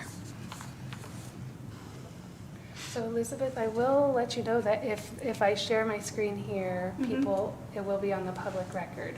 So Okay, I mean, I guess that's okay. maybe. Do we have to see it? Is it relevant for our decision? I don't need to see it. Maybe if there's a reference that's necessary. Okay. We're talking about the interior? Yeah, just the floor plan Yeah. layout. That's, The floor We plan. we don't do floor plans. Yeah, we don't right? need to see it. It's okay. Yeah, That's fine. So, yeah. I included it in, just in case there Well, were thank you questions for about doing what- that, and we don't Yeah. need to see it. Thank you. So is it appropriate to introduce myself? So I am a longtime resident, myself and my husband, João. He's been here for about 19 years, and my family has been here for over 30 years. I'm a Nevada Union and Sierra College graduate. My mother was a nurse for 20 years at Sierra Nevada until she retired. My father was a North San Juan volunteer firefighter, elected to the Penn Valley Fire Board of Directors, and served there until he retired, and was also recognized by the state park as their local EMT first responder, as that's where we live down at Bridgeport. We're raising our family here. Our children go to the public schools, and we're just active members of our community. We founded Sanctuary Farms in 2016, just as our kind of small family farm, and have been licensed cannabis cultivators since 2017. And this facility, basically we're seeking to vertically integrate our business and also offer solutions for the greater cannabis community here in Nevada County. So the processing portion of the facility is for dried, cured product. There won't be any cultivation on site, but the processing license is under the Department of Cannabis Control's cultivation licenses. So it's considered a cultivation license, but it's just for the processing piece, which is trimming and packaging dried, cured product. The manufacturing, as Lisa mentioned, is a type 6 non-volatile, solventless extraction facility. And the type S is something that you don't see very often, because what that does is it's a shared facility, so that it allows small businesses who produce, for example, topicals or edibles. They are often shelved and halted because they don't necessarily have the means to open an entire manufacturing facility to make one line of products. And so what the shared use facility does is it allows them to come in and utilize a manufacturing facility and have access to a licensed facility, and all of the licensing is for the facility itself, and they are then operating under the facility that follows all of the rules and regulations and codes and guidelines. And then the distribution allows for transport, testing, sales. The showroom idea is to minimize sales on the farm, which tends to be problematic for a lot of us who live on our farm. We have our families there, and to have people that we don't know driving these windy roads to our farm to do sales, this allows for an in-town, easily accessible place, neutral space to meet with sales representatives, buyers. A lot of the buyers are down in the Los Angeles area, so this just allows for an easily accessible in-town location and not having all of those visits to the farm, as well as offering storage solutions for the local farmers who, well, there's a lot of reasons for storage, but it'll be secured and insured, temperature controlled. It solves a lot of problems that many of us have on the farm. I will add to that, when Elizabeth talks about sales, she's talking about wholesale, so distributor to distributor. So with their license, they would be a licensed distributor, or there may be, or a licensed distributor would bring something for a shared use product to the site, so if it was not her business but another one. And then product that goes out of the facility would be wholesale through a distributor. So it's not direct it's not consumer. retail. None of it is direct direct to consumer, no. The only people within the current regulations that are allowed to sell direct to consumer are retailers. So either a public retail license like Elevation, that's a walk-in, or a delivery service. They're the only ones that are available, that are allowed to sell direct to consumer. Everything else is the distributor, is basically the middle from manufacturing or cultivation to either another distributor or to the retailer, and then they sell directly to the public. So just in theory, Elevation Distro or Daniel Batchelor's company could send a distributor, somebody over to pick up product, and then it could go to the dispensary and on the shelf. Yes, or we could deliver to their facility and then they put it on the shelf. It's the distributor is just basically driving, from one licensed facility to another licensed facility. And the distribution also allows for testing at the distribution site. A cultivator cannot test their own material on the farm. They must take it to a distributor, or have a distributor come and pick it up, take it to the distribution site, and it gets tested there for the final, what they call a COA test, which is the ready for market test that can only happen at a distribution center. Okay, with all the refreshers on terminology, which hats are you wearing? All of them? Except retailers. Except retailer, yes. Okay. Retail or delivery. So you're same word as doing retail. manufacturing, distribution. And manufacturing, distribution, and processing. Cultivation is happening off-site at its own cultivation license. At this facility, processing, so product would come in dried and cured, ready to be trimmed and packaged. Manufacturing would produce solventless products, and then distribution would get it out to the retailers. And then your business model also allows for other manufacturers to come and use the facility.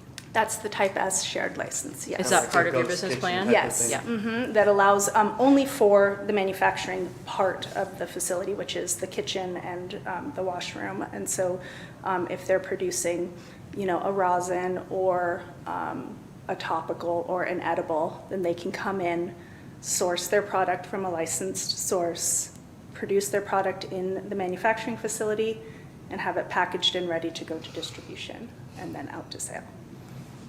Thank you. Forgive me if this is just me being curious, not, this is not a test. I'm just wondering, do you have any, and again, sorry if this is in your application, how many employees is this going to employ? We're hoping lots in the future. Initially, we have some ideas for team leads. I'm thinking we'll start with about 5, including my husband and myself, in which, talk about wearing hats, we'll be wearing Your skeleton multiple crew. hats and scaling up from there. We're also looking at working with some other existing businesses. There's a farm labor business in town that is already trimming for local cultivators, and to work with them to bring in, and contract with them for labor initially. And then hopefully, like I said, scale up from there. Cool. My questions would be like informational as well too, because my assumption is that everybody's done their due regulatory diligence here. So from my information, and you answered a question earlier that the cultivation is just the blanket license that under which then you're not doing any indoor cultivation, which wouldn't be prohibited, I think, on the site, but that would be a separate application if you wanted Actually to. is approved. So this Nevada City Council has approved. I subdivided the property and got a over 500 foot setback. So indoor cultivation was actually approved for I thought we- that facility. Didn't it come before us? Yeah, no, Like yours years ago? first did. Yeah, we saw you, You what, approved it. 2 Yeah, we years approved ago it, or something yeah. like that? Or Yeah. Was it a year ago or 2? Couple of years now. Maybe a year and a half, something. Yeah. Who knows? So a similar like multi-participant model where people can come and process their product. Yeah, pretty much the model that I provided is pretty much along the same lines as what they're doing. I Right. just decided I don't want to. Right. No, we grilled you heavily then, so, we grilled you heavily then, so, or anyway, had lots of, So the whole business model, you guys, I've already. right. So now it's just, I mean, it's actually a reduction of what was Right. approved previously. Yeah, the processing license is the only license that the DCC has where you can bring in product from multiple licenses and process that product on its own at that facility. For example, my cultivation license in Penn Valley, I can process my own product. So I grow the product in the ground, I bring it, and just there on site, I can trim it, I can package it, and I can have a distributor come and pick it up.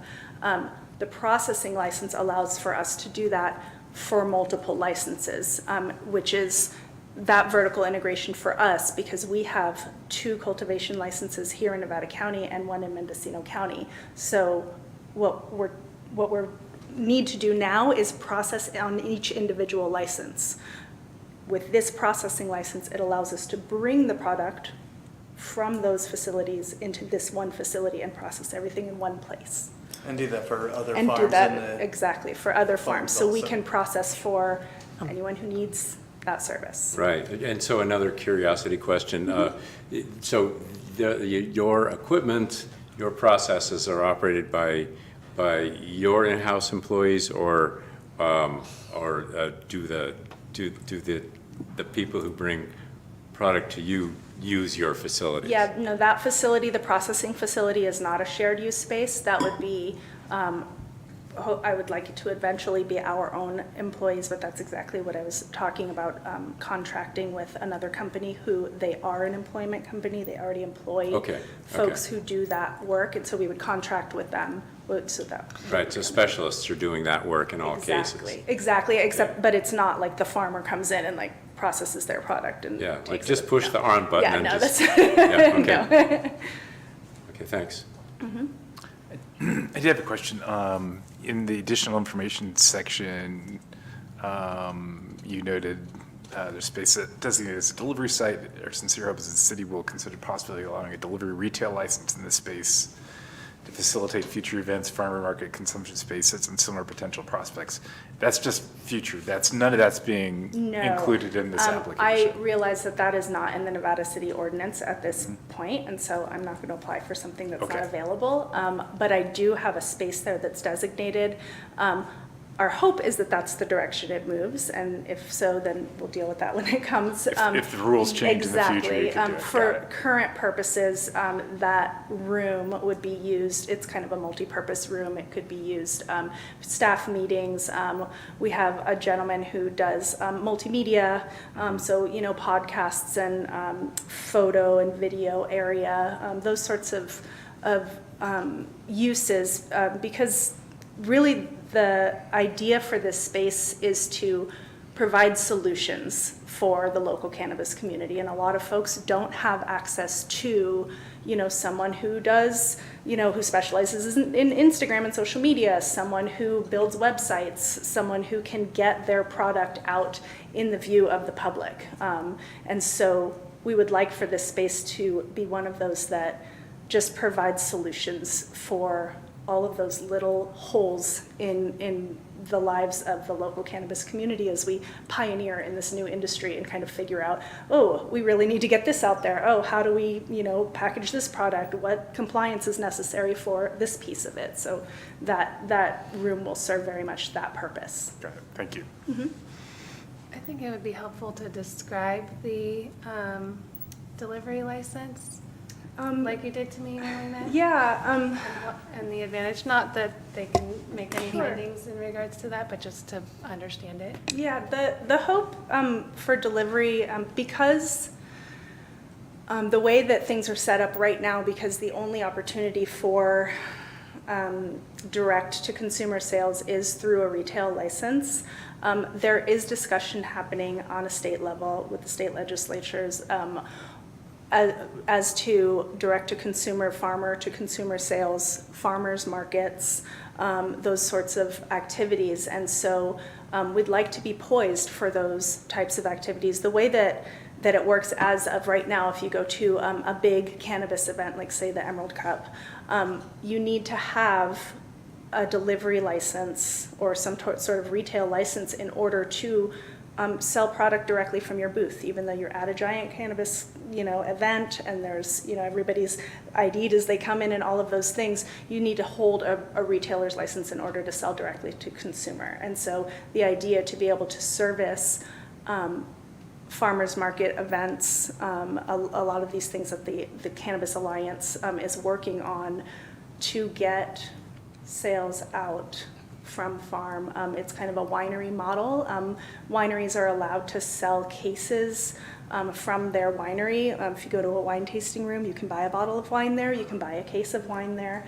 But if they're selling pallets of wine, then they need to use a liquor distributor. We would like to move in the direction of being able to do something similar. So if we have a delivery license, then we're able to service those types of events, under whatever regulation needs to be there, for consumption lounges, for, like I said, farmers markets, those sorts of things. Also, when we go to events, like last year we went to Emerald Cup, which is the biggest cannabis event in California. We were one of the #1 sellers in the event. We went through Harborside, and it took us 3 months to get paid after that. If we had the delivery service there with us, we could cash people out right there at the table. We lost a bunch of sales because people go to the line, they're like, oh, there's too many people. It would allow us to be able to, when we go to those events, to be able to sell straight to the consumer there. Plus you guys won a first place award. We won first place award. Congratulations. Couple of awards there. That's great. Yeah. Silicon Valley, now Cannabis Foothills. I Well, like the business model. Yeah, the idea is really to allow the farmers to give them options so that there, is a centralized location where they can do a lot of these things. That the showroom is really designed as that space for farmers to be, I don't want to do all of their sales for them. I want the farmers to say, hey, can I schedule a meeting with the buyer at the showroom? They can come in, they can sit at the table directly with whatever distributor is coming up from LA, and they can make the decisions on how much they want for their product, if they're willing to move on their price, how much is available, what terms they would like, and it just allows for servicing those needs of this community so the farmers can really think about what they do best of growing, what is now being renowned as some of the finest cannabis in the world, here coming from Nevada County. We're also trying to give the power back to the farmers, because once they put the distro in between, there's a bunch of people that came in and they just don't know how to sell flower. So we that work growers would know how to sell our product. So we would like, with this room, we would like for the farmer to be able to meet his buyer there, or the buyer that's calling the company, set up a time he can meet and he can agree or disagree on the sale, and he can make his own sale, which we're missing now because we give the product to the distro and we never hear back, sometimes for 30 days. And sometimes longer. So they don't make a decision to take a little less, or they always want to push for more, and they are never clear with the farmers. So we would like for the farmers to get the power back. So they can be the farmers and the salesmen. They go, they store their product on a facility. It's all safe and pretty there. They can meet the buyer there and show their product and make the sale. Yeah, there needs to be a clearinghouse for the farms around here. A safe, secure clearinghouse. And that's a big piece as well, because the farmers do struggle with storage options on the farm. Having something, an existing building that is able to be easily temperature controlled, easily secured. We're working with Castle Security, really top-of-the-line security company to make sure that, because since it's not just my product, not taking risk just for myself, I want to make sure that, you know, the storage is, you know, adequately secured, insured. I'm working with an insurance company already they already do cannabis insurance, and so making sure that when we build out in a way that the insurance company is not going to balk at our storage area, so that, you know, it's a place that's safe. Ready to go? Yeah. That's all I've got. Easy. I just want to comment and say congratulations, and I hope that this blooms. And I'm really glad that I'm glad that it's in town. Thanks for keeping it local. Thank you, that's the goal. Thank you so much.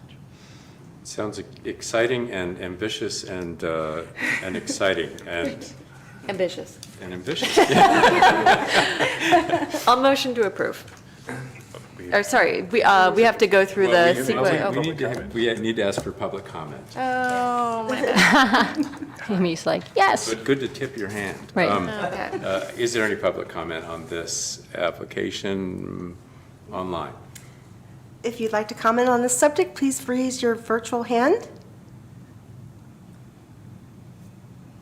No, there's not. All right, yeah, if there's no further discussion, If someone could find the project exempt from CEQA according to the staff report, that would be helpful. So moved. I'll second. These are separate motions. And so we need a roll call. Okay. Commissioner Ermshaw? Yes.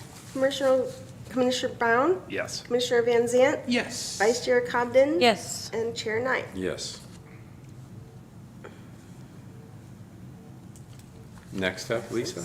Next is the motion to approve the application as presented to authorize the cannabis business permit to Sanctuary Farms for cannabis cultivation, which is processing, distribution, and non-volatile manufacturing operation at 420 Providence Mine Road, Building N4, subject to the conditions of approval and the attached, which are attached in your packet and may be modified by the Planning Commission, which I did not hear any for this project. So moved. I second. Commissioner Ermshaw? Yes. Commissioner Brown? Yes. Commissioner Van Zant? Yes. Vice Chair Cobden? Yes. Chair Knight? Yes. Thank you, everybody. Ah, okay. Thank you so much. Appreciate it. Thank you. Yeah, thank you. Thank you. Best of luck to you. Thank you, appreciate it very Hope your much. ambitions are fulfilled. And you're welcome back for more when you expand more. I appreciate that very much, and I'll look forward to seeing you. Thank you. Do we have Rebecca Cochran? Chair Nye, Yes. I don't particularly see any legal issues with wall colors, planter boxes, or streetlights. So to save the city a little budget, I think I'll bounce out of here and say happy holidays to everyone. Happy holidays, Russ. Seems fine. Thanks, Thanks, sorry, same to you. Sorry, can you keep on See for, you next year. Uh-oh, wait. Lisa wants you. sorry. Yes? Can you What? stay on for the as-built wall color for Brew Built? He They're said not here. there's no. Well, we have, For the what? we have Chelsea on Zoom. That, we had to Yeah, bump sure. that item because Sure. they weren't Yeah, here. go get her. Okay. And- Why is, I thought we approved this. Well, we'll let Lisa. And I have to recuse myself. Okay. Oh, wait, I think I have to recuse myself too. Oh, wait, but wait, Russ, I'm sorry. So can you help me clarify? I own a house within 500 feet of this building. But I think that I participated in previous discussions about it. And that might have been when we were less clear about the conflict of interest. Do I need to recuse myself right now? Yes, I would suggest so. Okay. All right then. Guys. This one shouldn't take too long, Amy. Don't go next door, we'll need you soon. Don't go to work. Don't go to work. Okay, yes, the next item up is architectural review, item 4, 300 Spring Street, architectural review for as-built approval, request for color of concrete walls. And if you'd like to give us some more background, Lisa, Okay. call forth an applicant's representative, I guess. Chelsea is with Brewbuilt. Okay. So Rebecca apparently is sick. She's the landowner, and Brewbuilt is the business. So, as you are all aware, I sent a letter in September once to the planning commissioners and also posted it onto our website. We became aware at the city that there were questions about if what was built for the concrete walls at Brewbuilt were in alignment with their site plan and use permit approval. I did some research and put my findings in a letter for everyone. I did find that the walls were explicitly allowed to be concrete or wood on the,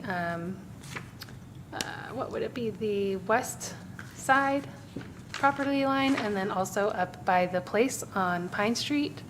There was a question about whether or not that was supposed to be a cedar fence. I did go back through the record and verify that the walls were approved as concrete in both locations, which is how they are currently built.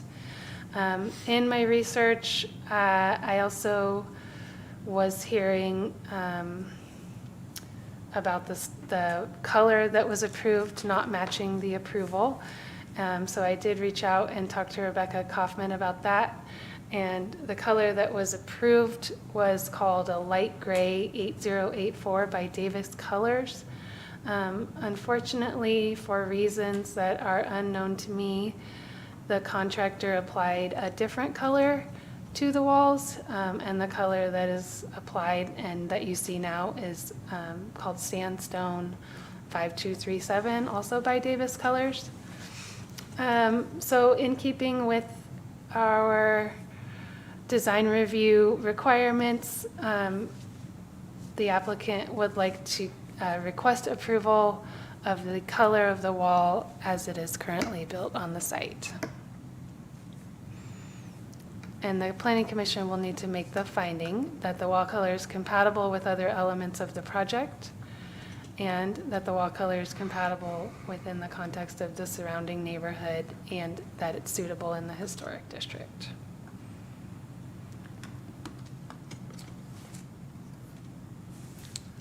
Okay, any discussion on the part of our applicants? Can you allow Chelsea to talk? Chelsea, can you hear us okay? You're welcome to make a comment, and I think Chair and I would appreciate you too.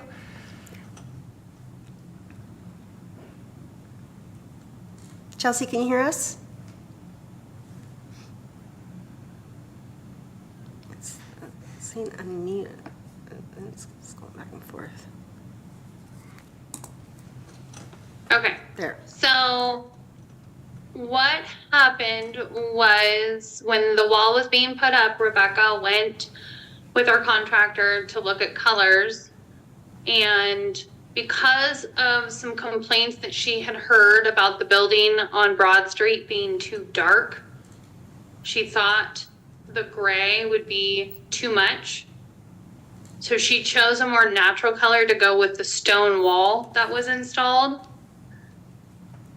It turned out a little lighter than she expected, but that's pretty much where that came from.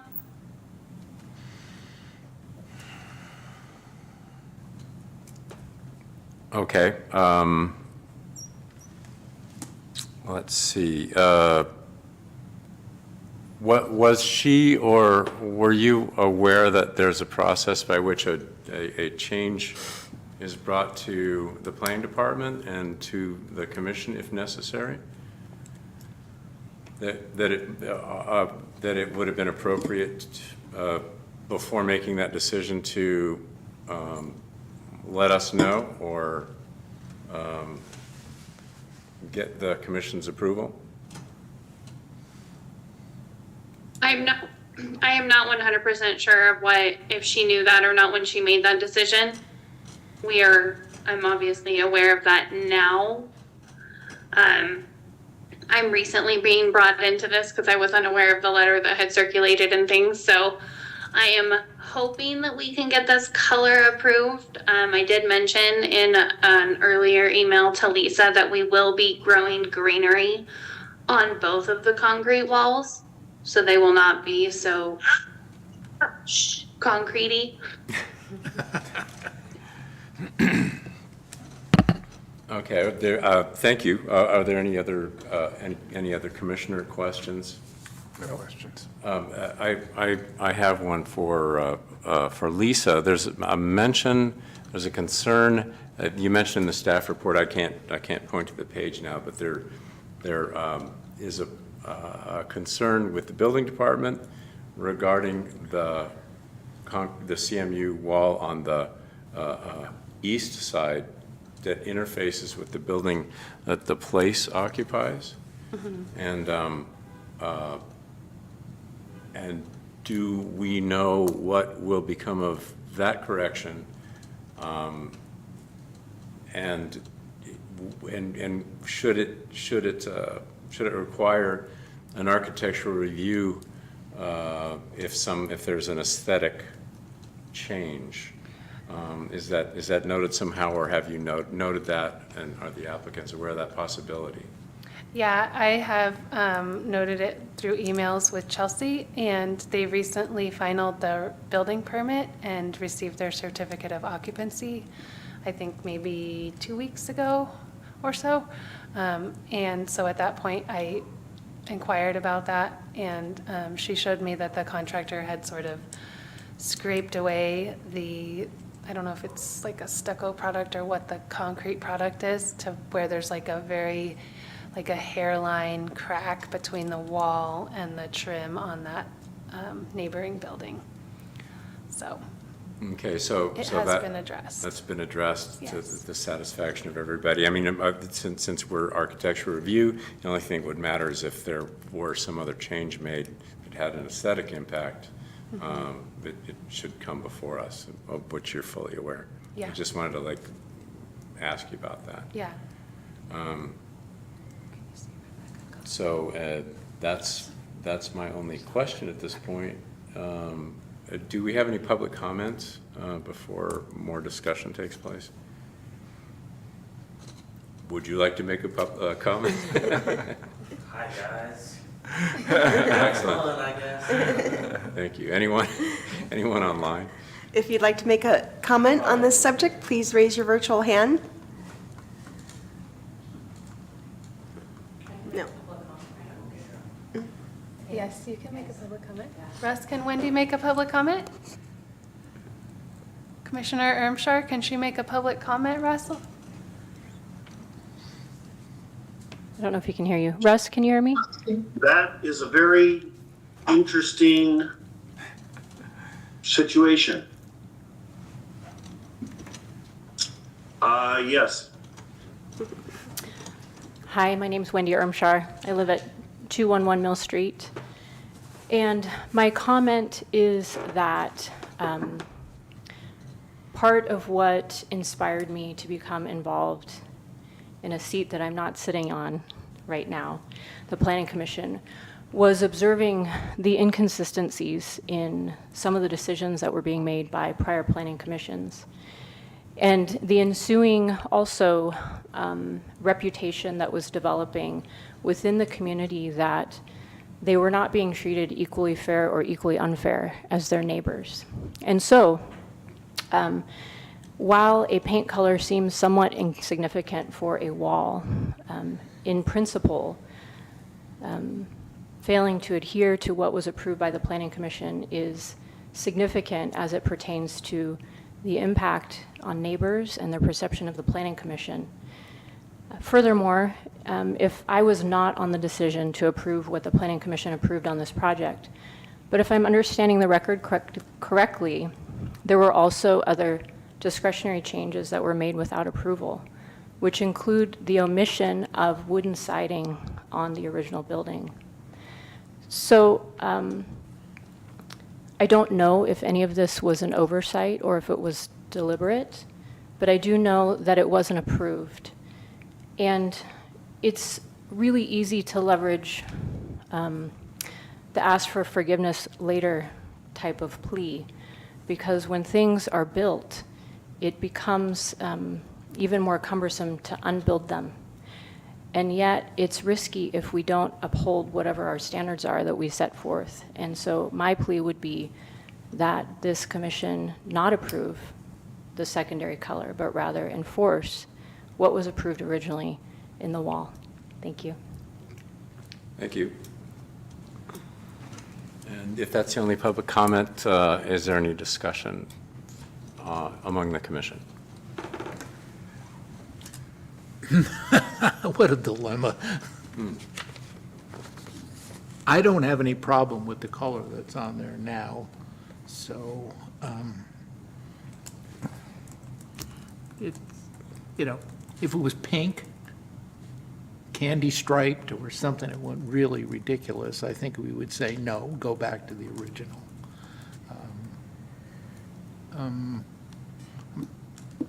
We can do that as to uphold the standards of the city, the Planning Commission, or we can accept it the way it is.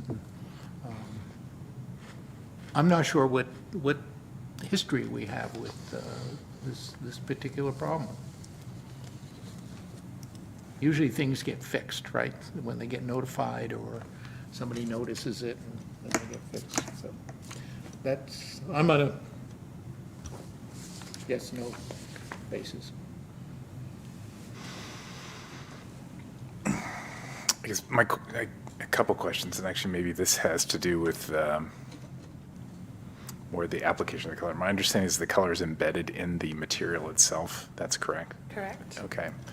I agree that the way in which this is handled was not correct. It should have come to us for approval. I'm unhappy that it did not come to us for approval, that we're asking forgiveness afterwards. However, looking at it, if it had come to us, I would have approved it. So from that point of view, I'm okay with going forward with it. But I would admonish the applicant to please follow the process in the future. The second question is, to Wendy's point, was there something else that was not in accordance with the approved design, specifically in terms of wood siding that she was referring to? Not that I'm aware of, but I haven't researched the approvals to see that. But on all the plans that I've looked at, like Chair Nye just sent me an email today asking about wainscoting, and I'm not really sure what that's in reference to. But I wasn't the one who processed the project, so I don't have every detail for every part of the approval. I just dug into the wall issue because it was brought forward as an issue, and so, Okay. yeah. So we're here to talk about the wall today, but If there was presumed if there was something- an issue, if you found an issue, you'll investigate it and you would come back to us with that, or I address can it if you'd like me appropriately. to, for sure. Yeah, okay, thank you. I have a question.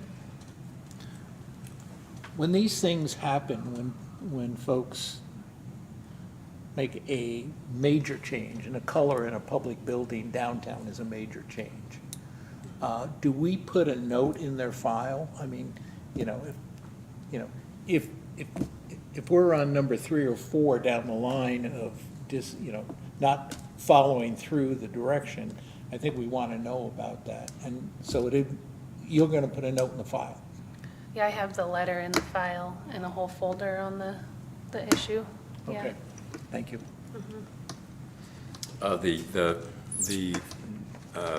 the thing that Wendy referred to, and I have a recollection, though I don't have the original application design drawings in front of me, but there's a wainscot, which is it was a horizontal lap siding at the base of the building, and that was, as I understand it, supposed to remain, and was removed, which isn't necessarily a problem, but we approved the design that included the wainscoting.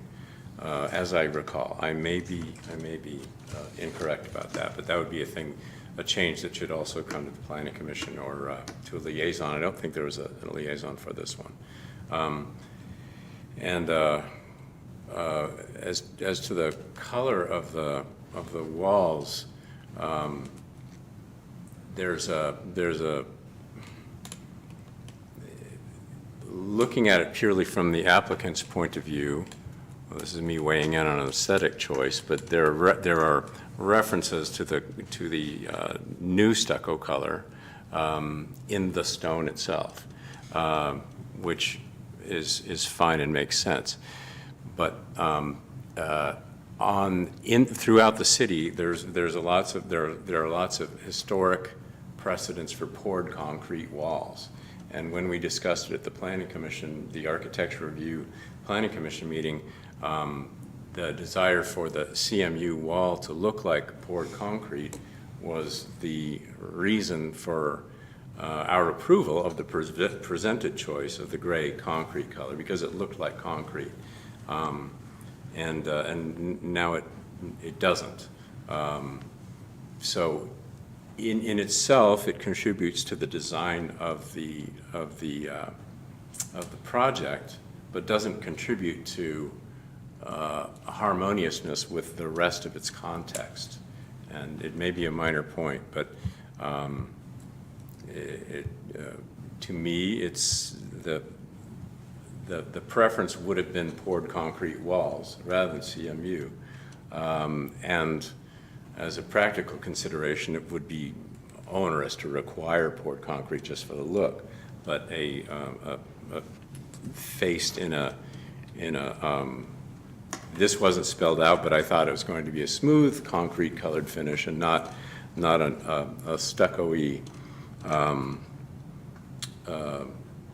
Adobe-y finish. Adobe-y, forgive me for that. So to me, it was an important point.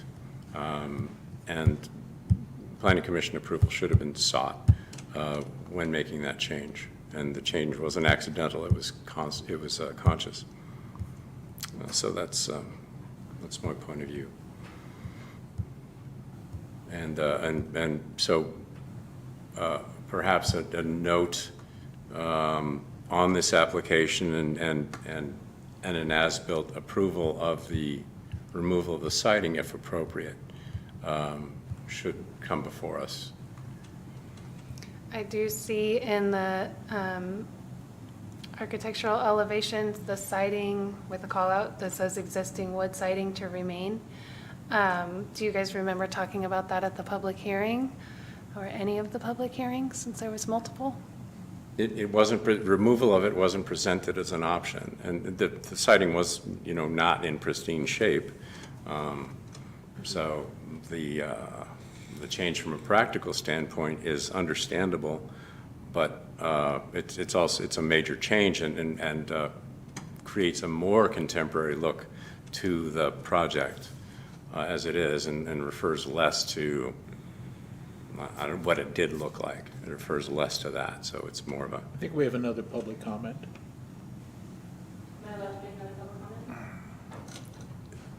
Shall we allow another public comment? Yes. My recollection as to the discussion around the wooden siding was that it would remain, because my recollection is that the specific color of that wooden siding was called out to match the trim. So there was clarification that it would be painted the same color. Thank you. So the color renderings don't show it, but the black and white elevation drawings do. That's just what I see at a quick glance. Chelsea, do you know anything about the wood siding that was removed from the building? Hang on a second, Lisa, one thing, Rebecca is trying to get in, but I think she's on the public side, so she's having a hard time accessing. But also the wood that was on the bottom of the building was completely rotten and had to be removed. Aren't we getting a little bit astray from the wall color? Yes, it was just a mention. So I think at this point, a motion is called for. Let's see, where's the language here?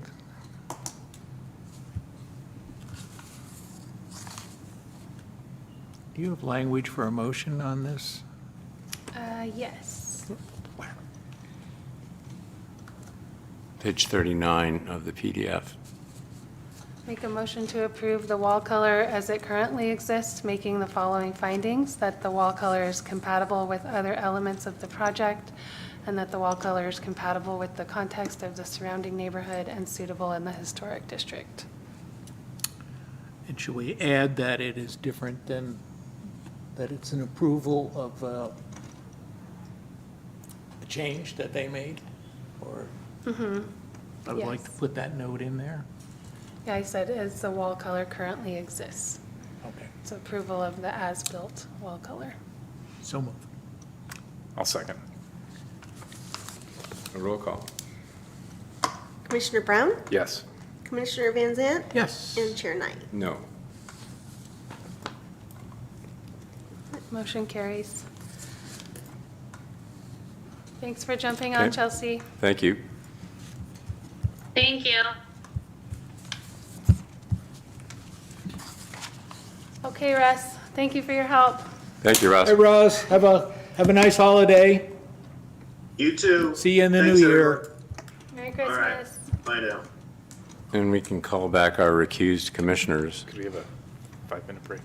Oh, yeah. That's a reasonable request. We're going to have a 5-minute recess. Thank you. We are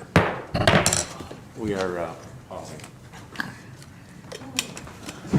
Oh, excuse me.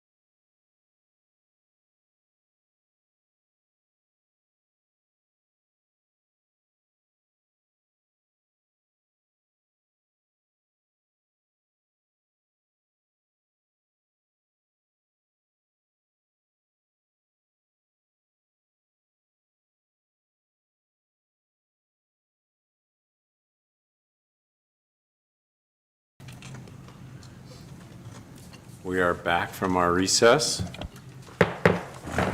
And our next item is, well, Lisa, would you present it for us? Yes.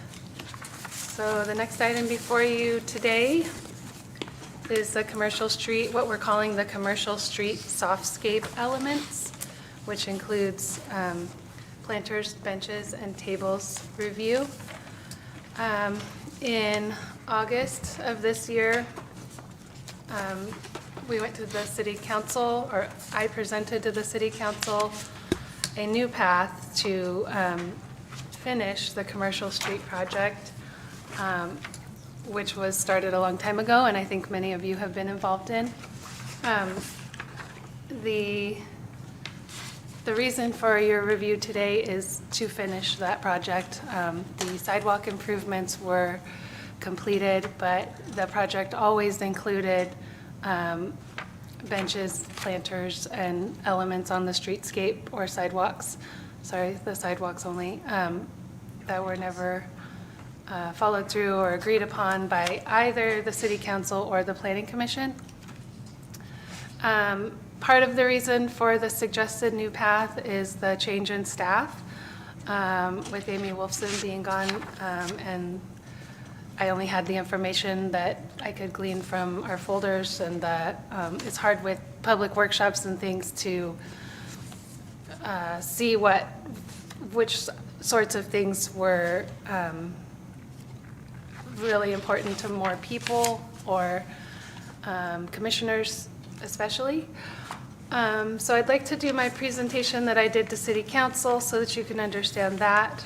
I will make a note that the items that we're going to talk about today are somewhat non-committal. They're not permanent installations. They are going to be installed in the sidewalk with methods like bolts and epoxy and things, but things can always be moved and changed. So I'll do my presentation now for you.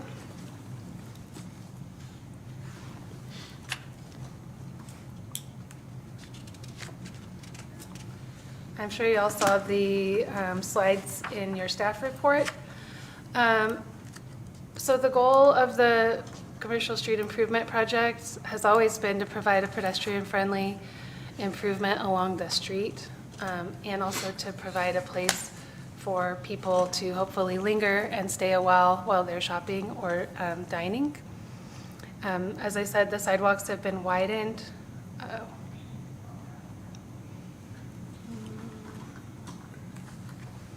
Allowing more people and more room on the sidewalks.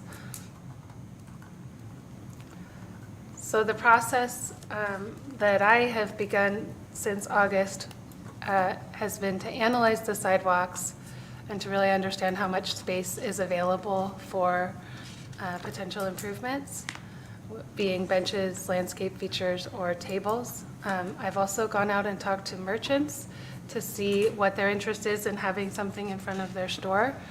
And then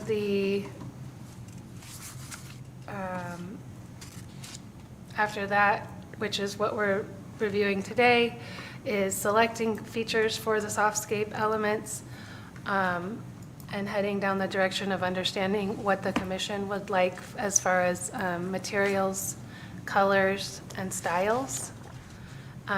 Once that's identified and we have that general understanding of what direction we're going in, then the design as it is on the street will get more formalized and finalized. I've been working with Walter Helvin, if you want to come on up. He's a senior at Gododi High School, and he is interested in planning and many other things, but he reached out to me and he said he wanted to do a pedestrian street project. So as I was working on this, I thought he would be very helpful, and he has. We've gone out on the street many times. We've tossed around lots of ideas.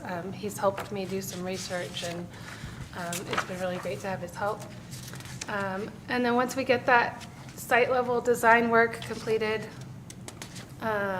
the features as proposed on the street or sidewalk will go to the city council. What I didn't have in here was a workshop, which will occur on January 9th. And that's going to be open to merchants, open to the public. I really hope all the planning commissioners will be able to join us. It's going to be at 9 a.m. On January 9th. Here? If the weather's good, we're going to meet on Commercial Street. Okay. If it's rainy, Tuesday, yeah. If it's rainy, then we'll be here in council chambers. What time is that? 9 a.m. I'm out of town, just so you know. Sorry. Okay. And the 9th of January. Yes. So this slide just shows the current conditions, which we're all aware of. This is an idea for planters on each side of a storefront. Over here is a sort of temporary installation that was done by Miriam Morris, and she built these boxes around trees to sort of give an idea of what it would look like to have a bench with a tree. And this is another look towards the Masonic Lodge to give an idea of what that would be like. Also on this slide is a picture of the self-watering planters and how they work.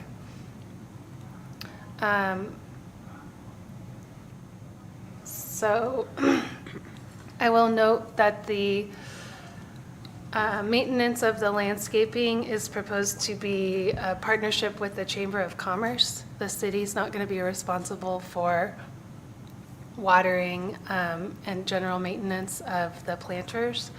Part of the reason for that is that we would really rather not open up the sidewalk and, pull a water line up to the street level and have a spigot and have hoses running everywhere. Those sorts of things are not in the city's best interest right now. So the self-watering planters are an opportunity for the landscaping to exist and not be a huge burden to the city. They do hold a lot of water, upwards of 20 to 40 gallons. The large ones are quite large. And from the specs that I've seen online, they typically only have to water twice a week to fill the reservoir.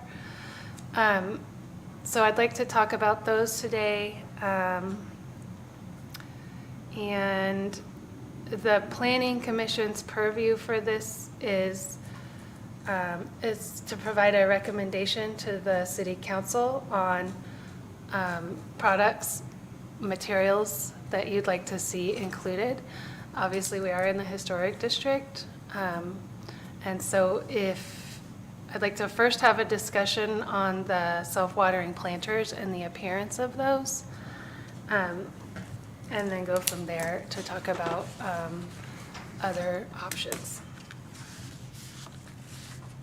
Yeah, me too. Wendy? I feel like I have a really easy, broad stroke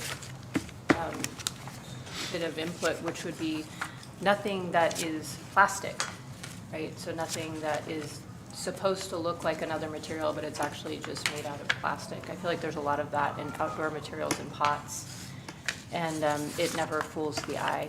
And so I'd say that would be, whether it's a self-watering pot or a bench or anything. It is a composite material. I'm not sure if they call it plastic, but likely just like Trex or something, there's really a plastic component. It's pretty yucky. Those things are important if we do it. I mean, is there an option that a self-watering pot could be like a liner, and then there's a better something around it? Yeah. Yeah. That's what I was thinking. These look very contemporary. Yeah. Yeah. And like that example you showed of Miriam's thing, that had, some historic detail in it and was Yeah. much more appealing. Yeah. Okay. And everybody feels that way? Nope. Yeah, I mean, I'd like. You said nope? Did you say nope or yes? No, I got some comments to make before we get there. I would just say, I do like the idea of the self-watering, though. I mean, I think it's much more likely that, They'll live. if you don't have to water, yeah, exactly, that they will live. Yes. I Oh, think I no, was go ahead. next. Yeah, I'm going to recommend that we hold this over. There's a lot of interest in this street and the issues that are going to be coming up. And those folks aren't here. The Historical Committee is not here. So I think we need to hold this off. And then I want to get into my concern is that what we sell and what we honor and which we mention all the time is our architecture, our streets. We've moved in Commercial Street. I wasn't always happy about that, but we've moved it in. But we are not Grass Valley and we're not Roseville. We want people to know about our buildings. That's why we don't have a lot of gussied signs, moving signs, neon signs and all that stuff on Broad Street, because we are a historic town with historic architecture, and we win awards all the time. And we're being asked to pick out things, and there's no recommendation on where they're going to go.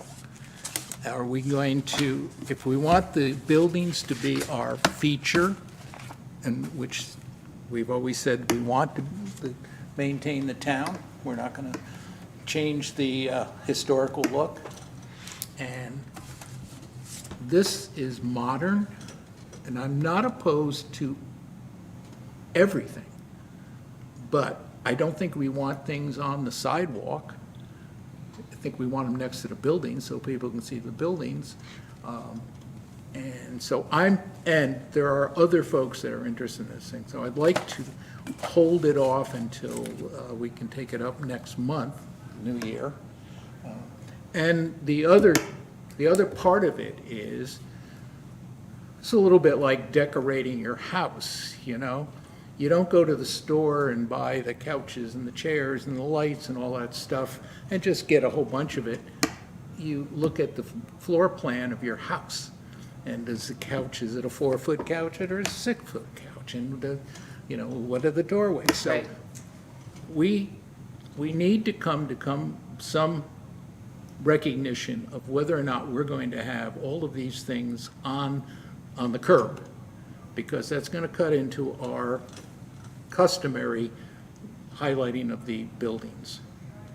And a few things here or there, I think once we have a decision made about what's the clutter level and where things are going to be, then it'll be easier for me to say, oh, so we're going to have 5 of these things or 3 of these things or 2 of these things, and here's a thing that would fulfill that. So it has to do with planning, and I think we're way ahead of ourselves.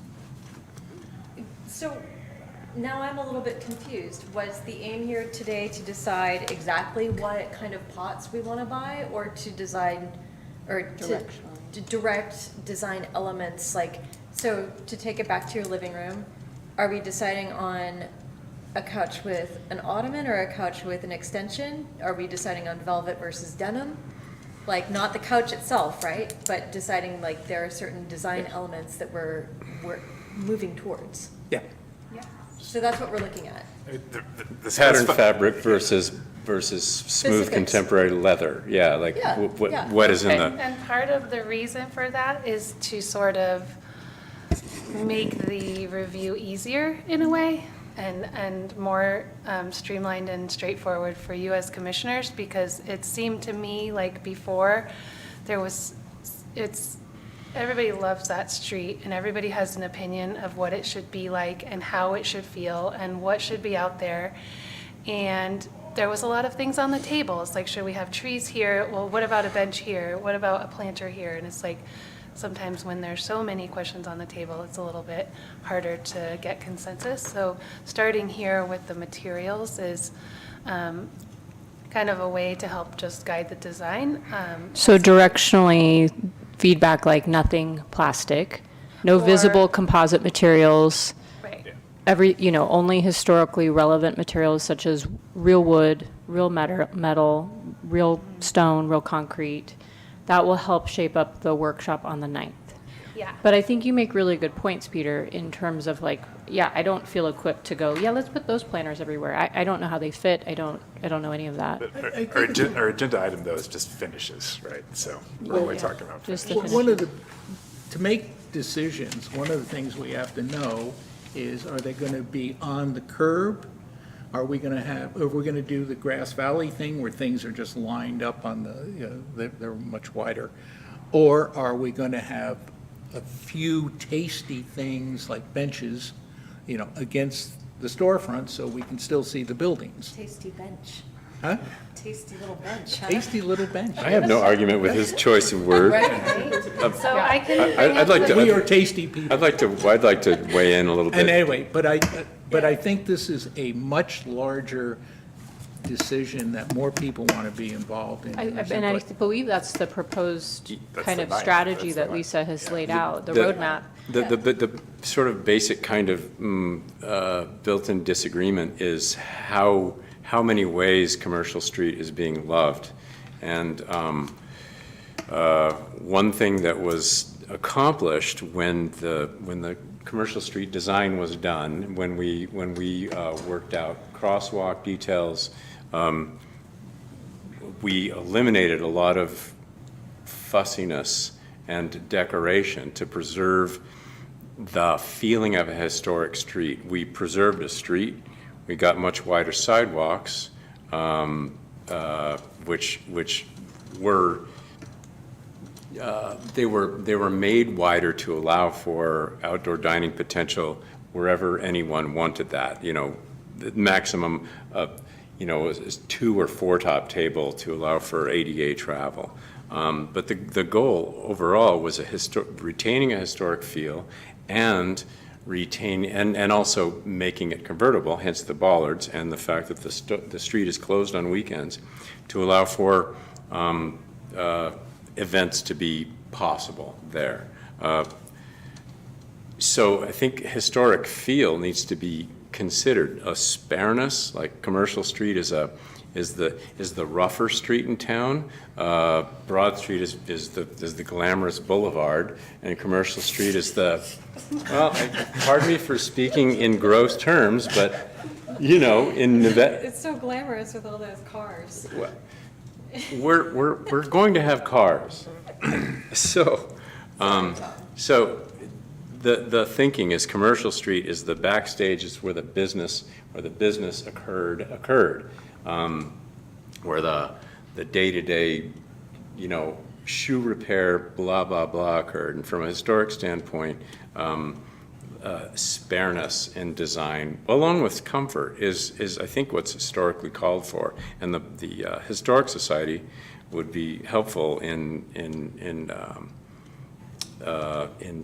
creating guidance in that regard. So my preference would be for very spare planters, welded steel, powder coated or painted black, and if a self-watering component, it seems like a pretty simple design. There might be a way to actually build that, a few copies of it. It's patented, like the wicking system, the way that it works. But the science isn't patented. Probably The also wicking with- mechanism, yeah. I think we need to be careful about what we don't have is Mill Street, and what we don't want is Mill Street. And Mill Street's beautiful, and it's we're not creating a pedestrian, we're trying to preserve a street and have an event space essentially that feels historic. It provides a good context for the slightly gritty buildings, the roughness that's there, and I think we want to celebrate that, or that's my feeling, to give a real sense of authenticity. But comfort's absolutely a bench or two, and if I've thought about this, and if they are not lined up along the edge of the curb, it does provide more of a street feeling, and less of a pedestrian paradise park feeling, which there's nothing wrong with that, but there's a lot of value that Nevada City gets out of the historic feel that commercial street still has plausibly, but we go too far and we lose the plausibility of the historic feel. So spareness, and to Peter's point, we should have an idea of where we want things before We knowing will. what it is we want specifically. Okay.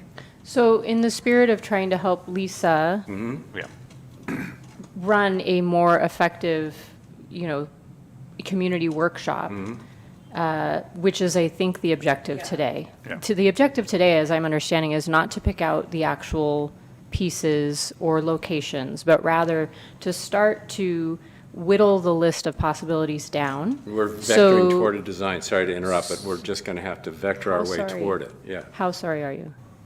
Terribly, terribly. So I don't know if this would be useful, because I hear you two saying somewhat of the same thing, right? And so so far nobody's disagreeing with that. But in the spirit of continued momentum, I feel it could be constructive to strike things from this huge list of potentials Yeah.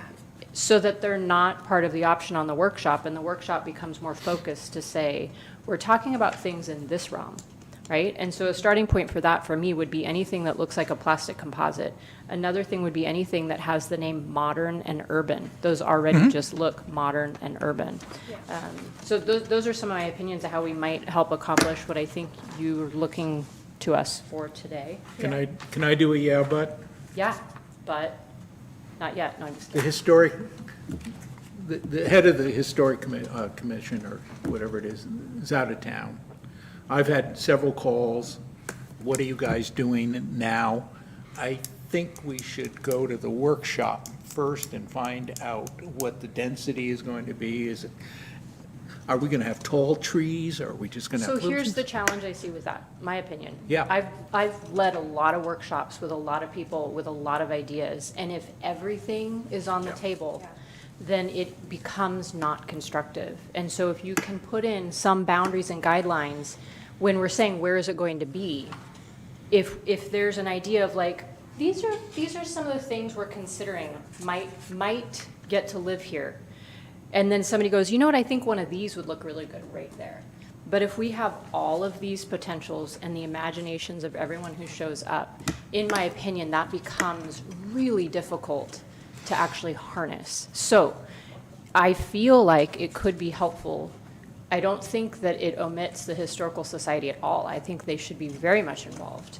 I do feel like we could eliminate some options so that then essentially the cogs that people are playing with on that day are things that we know are not already no's, right?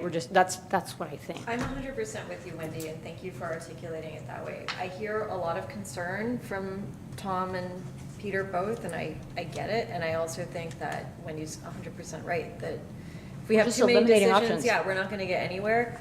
What I see this conversation being is that we can narrow it down to materials like, all right, we want wood, what kind of wood? Like hardwoods or cedar? Do we want stained? Do we want it to be rough hewn? What do we think about these metal things, yes or no? Just let's just do, what do they call it, a quick take? Quick take. Can we do some quick takes and just run some Go through the X's? page and, run some Yeah, that's X's. exactly right, because just because you see a picture of something here doesn't mean, oh, we're thinking about buying that, and that, Right, if right. you guys tell us that's Totally. it, we're gonna go buy it. That's not the idea. Thanks, The Lisa, idea yeah. would be I think that those really sturdy metal benches are appropriate for the streetscape. If we had one of those, or maybe two, And if it's that- determined that there's room and appropriate place, it also should not be a guarantee that we're going to put one of these in. Yes. But it's one of the pieces that we can play with. It's in And bounds. then at the workshop, well, I haven't talked to Walter about this yet, but I'm hoping he has time. We're going to do a map that shows, that has like colors on it, so like green, yellow, red, that shows, okay, this is like a no-go zone, like something can't go here because of ADA or because of power infrastructure or something.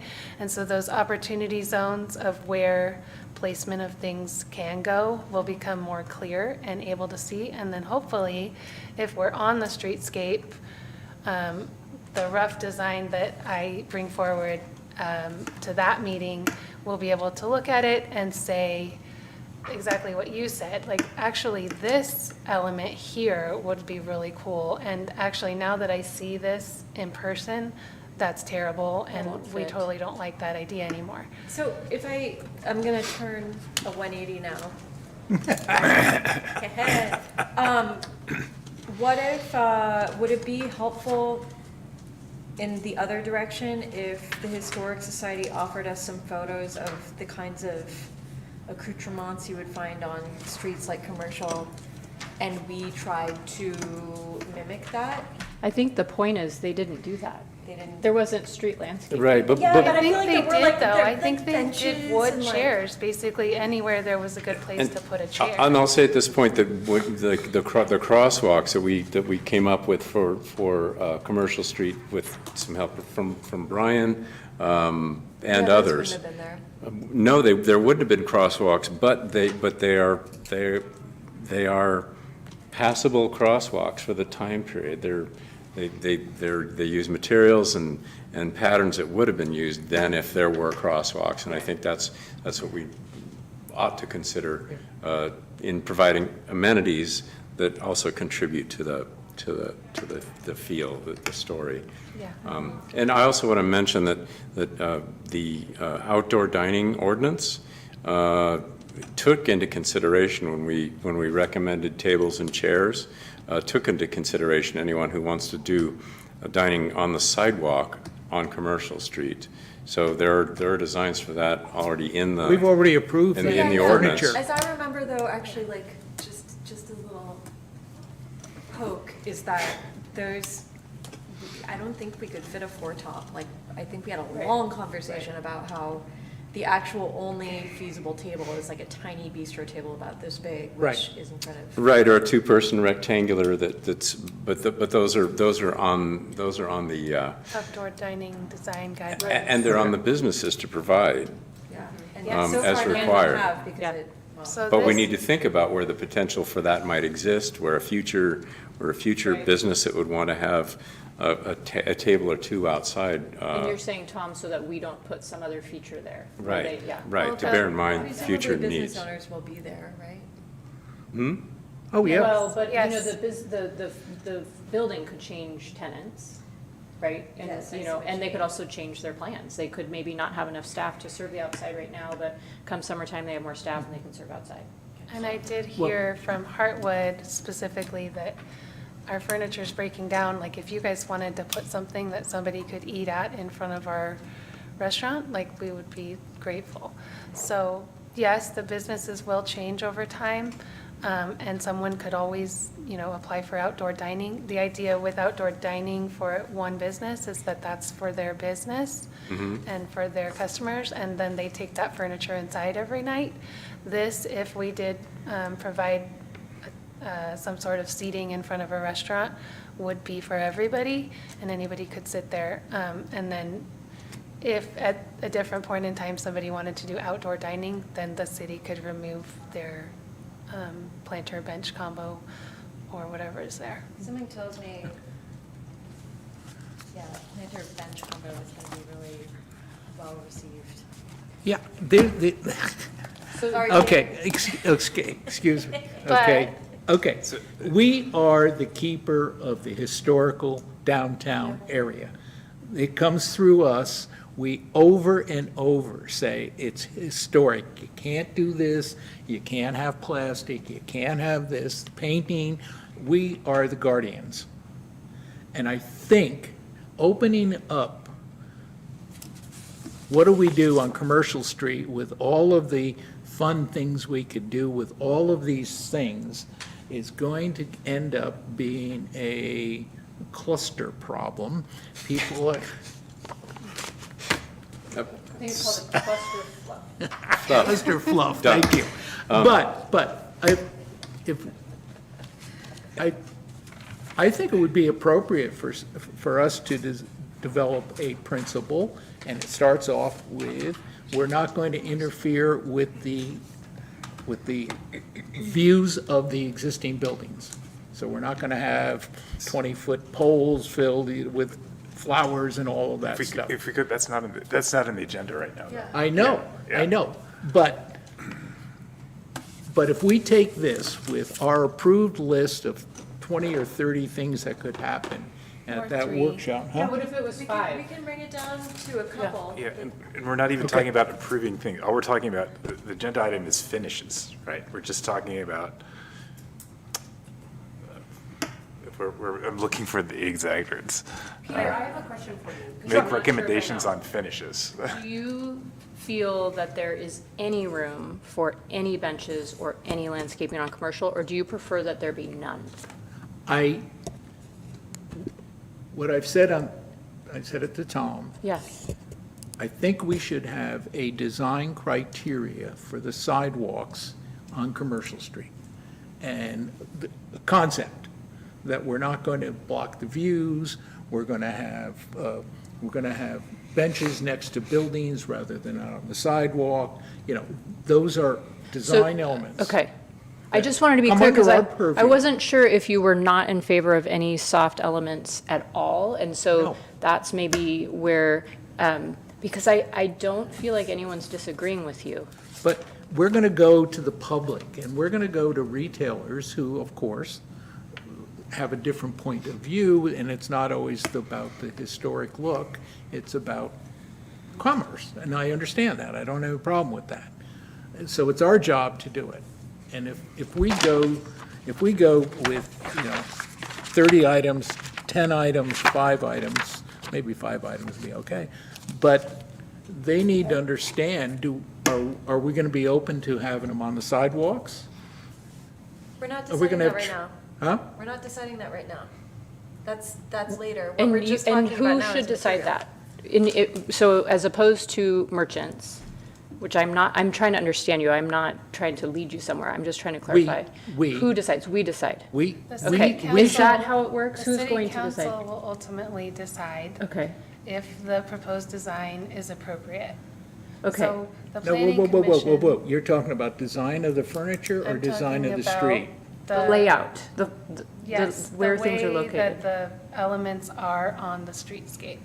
So we'll be asked You to, guys will be deciding on the elements and their materials and their appearance. So we We'll would be making say, a recommendation. we'll be Yes. making So a we make a recommendation plan. to So city we- council. To choose a steel enclosed, self-watering planter that's enclosed in a steel frame, something like Including that. locations of those elements. It should be part of our recommendation to the city council. I would also say It that. is because it's hard to know exactly what is going to work well without knowing how it's going to work on the street or on the sidewalk, right? What does that mean?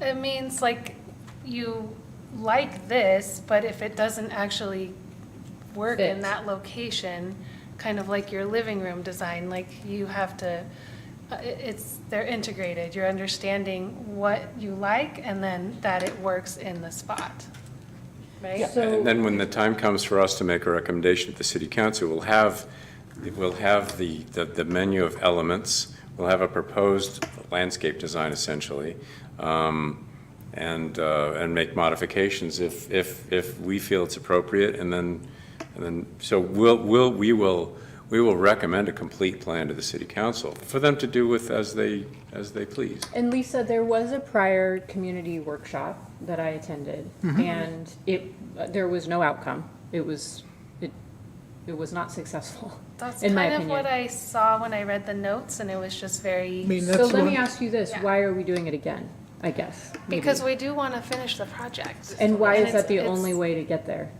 The workshop? Yeah. It's not the only way to do that, but some of the folks on Commercial Street, so like I said, I went to city council in August, and people had reached out to me, how's it going, and wanting to know, and it did take me longer to get here than I wanted to, And so when I was on vacation over Thanksgiving, Stuart from the chamber reached out to Sean, and Sean sort of was trying to answer everyone's questions, and so he thought it was a good idea to do the workshop. So we could Just try again. potentially, Okay. just to be able to allow the merchants who work there and go there every day, and, you know, So I guess, they did do that. I did go around and talk to them. Yeah, and they did I- give that feedback. Yes. So So what was the maybe kind of a hybrid thing, which I didn't get to say this. I do think that having the Historic Society give some guidance is really useful. Because style and taste is so subjective, and our best experts on what would retain the architectural value and the historic feel really are people in that club. I guess And it's a club. That's us. If I may, And I'd like. us. That's us. Yeah. That is us. So, if I'm- the thought I have though is,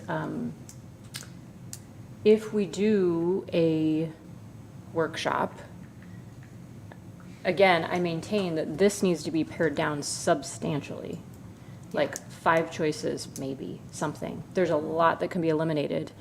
And also, we should already know, to Peter's point, the input of the historic district or the historic society, right? And I'm not sure if that was already part of the plan, but I would like to insert something here that our role, as I understand it, as the planning commission, is to advocate for all the stakeholders of the city, not just merchants, though merchants are like very important, of course. to be honest, And- merchants are concerned about their business. Right, and. That's why they want neon signs, some of them. And the overall aesthetic, which is of interest to the rest of the stakeholders, which has to do with historic feel, must be considered, and not just the I agree. the broader desires. Yeah, the of broader value of the merchants. town, not just the day's sales, not just the day's receipts. Yeah. Right. Yeah, yeah. Well, But So- not we- to say anybody can't balance that, Right. but It can and will be balanced. Right. Yeah. one Well, no, it of will. my standard observations of Talking about this outcome. whole issue is that Nevada City does one hell of a job of putting people in front of stores multiple times a year. Street fairs, parades, Right. all sorts of Right. things. So, And I think there's so an. it isn't that we are anti-business. No. No. The city brings in a lot of potential buyers. Mm-hmm. It's up to the retail people to get them in the store. But anyway, I'm not sure what this workshop is going to be. If it's just to pick out furniture, and then we're going to do a design, where the planters are going to be, and how many benches or where they're going to be. I think that's our business, that's our job. So, but I don't know what the workshop is going to be. It's mostly it's mostly a opportunity to look at a preliminary design and evaluate it. Well, we haven't seen the preliminary design. Right. So So So that'll be ready at you're the asking time of us the to pick workshop. out furniture for a design we haven't seen. She's not. Rod's dying. She's not asking us to Just pick up furniture. finishes. Huh? Just finishes. Just finish. I think we're being Even- asked to even- eliminate options, correct? Yes, even at the workshop, you won't be being asked to pick out furniture. Right? You I don't know. can give No, input I'm- and say, you know what, one of those metal benches right here facing this door is perfect for that location, right? Yeah. But that doesn't mean that that's the for sure thing that's gonna go forward, because then there's gonna be all these other voices in the room. But it's also, it's mostly to gather the input. Yeah. I think And right these- now, we want to make sure that no one's arguing about composite plastic when we're on the sidewalk. So what's the purpose of this? Are we going to pick out? We're going to cross things Yeah, off. we're saying no. I think we Peter, need to you make love it to simpler say than no. that, right? I think Wendy started to do it. We want So I want to say no. I'll walk us through this. I put the page number for the type at the top so that we can all stay on the same page, and I printed it so that we weren't scrolling. The first picture is pretty, but it's, Are we really going to go through this every single page? yes, we can go through fast. So this is obviously all of the earth planters, and it just gives you an idea of that they work. The landscaping is pretty. And then the different shapes that they offer, so like say this one on page planter sheet 2, enclosing that in wood or steel would be quite easy. These taller ones that could go next to buildings, shape. Same thing, I wanted to point out that the self-watering planters can support trees, but they need to be dwarf trees. About 10 feet tall or less. Is there a problem with planting any trees into the actual ground, like digging a hole in the same way that the birch tree in front of Crazy Horse exists? We recommended that, by the way. This It's body not allowed. It's not allowed? It's not allowed. The What? infrastructure has not allowed for it, right? Is it? It's I'm not not surprised, but. We can't dig tree wells. It's not what the city wants Yeah. Okay. for. It's the strong preference of city staff, including the city engineer, to not do that. Yeah, there was concern about tree roots and all of the utilities and infrastructure beneath. That makes sense, yeah. That makes sense, okay. Okay. And I then, won't belabor that one. I know you guys don't like the name because it's called Urban Vase, but this is the self-watering planters in the primary line, and they come in 3 sizes. So this, Planter 6, right? I'm on 5. Oh, 5, okay. So 5 is the smaller size, which I equate to like your typical terracotta potter that you see, or pot that you see, like lots of people have this size. And then the mid-size is definitely bigger. It would take up more space. It would look, this sort of size, I think, would be the sort of size that we would probably lean to next to a bench. Whoa. You're on page 6? Yes, Planter so this You're talking urban- about the big ones? No, this is Urban Vase 31, and then this is the biggest. So this one with the hanging stuff. I have to look at the packet to see how tall it is. This smaller one is 18 inches high. What page are you on? So I've jumped back Oh, to back sheet to 5. 5. So 18 inches high is about the same as a bench. So is that good, or would it be better to have something taller? Shall we go in order? Yeah, I know. Because I have an opinion Ooh, I currently have an forming. idea. Okay, so let's talk about the sizes of the self-watering planters and the shape. I guess the shapes we can talk about more Shape seems like when a we go street to thing. enclose it. Yeah. A what? Shape seems like something that would make sense when we're standing on the street I don't understand that. to discuss, like we Oh, wouldn't want gotcha. to decide. Yeah. Yeah. I would say the smaller plant, the vases, 21, for example, small would be pretty innocuous and would look like a pot set out by a shop owner. Yep. Looks like concrete, would mostly be obscured by greenery or flowery-y. So innocuous, smaller. And then larger ones that held small trees or larger plants ought to have historically like welded steel, vertical, not tapered. Yeah, that's what the Surrounds. next pictures are. Right, Can I piggyback? yeah, as long as Those, it's entirely supported. you got it, buddy. As long as you agree with me. The spots where we were talking about the larger ones were down next to Three Forks and the pizza joint, right? Where there's that kind of bulb, if I recall correctly. Do we have budget to do something like hire Dan Reinhardt to like do his stonework? And then to, I'll remind you that we, in order to prevent creating a gateway to Commercial Street, it then looks like a pedestrian mall if there's a gateway effect. Okay. We eliminated planters at that spot intentionally as a group. I thought that that council then went over our heads on that one. Was that? I don't I know. forget. Otherwise, I don't see where we would fit such a Honestly, large I was hoping to put planter. a table there in the bulb out by the pizza joint. I can show you here in a minute. The existing bulb out. Next to the motorcycle parking. Yes. Planters sheet 7? All right.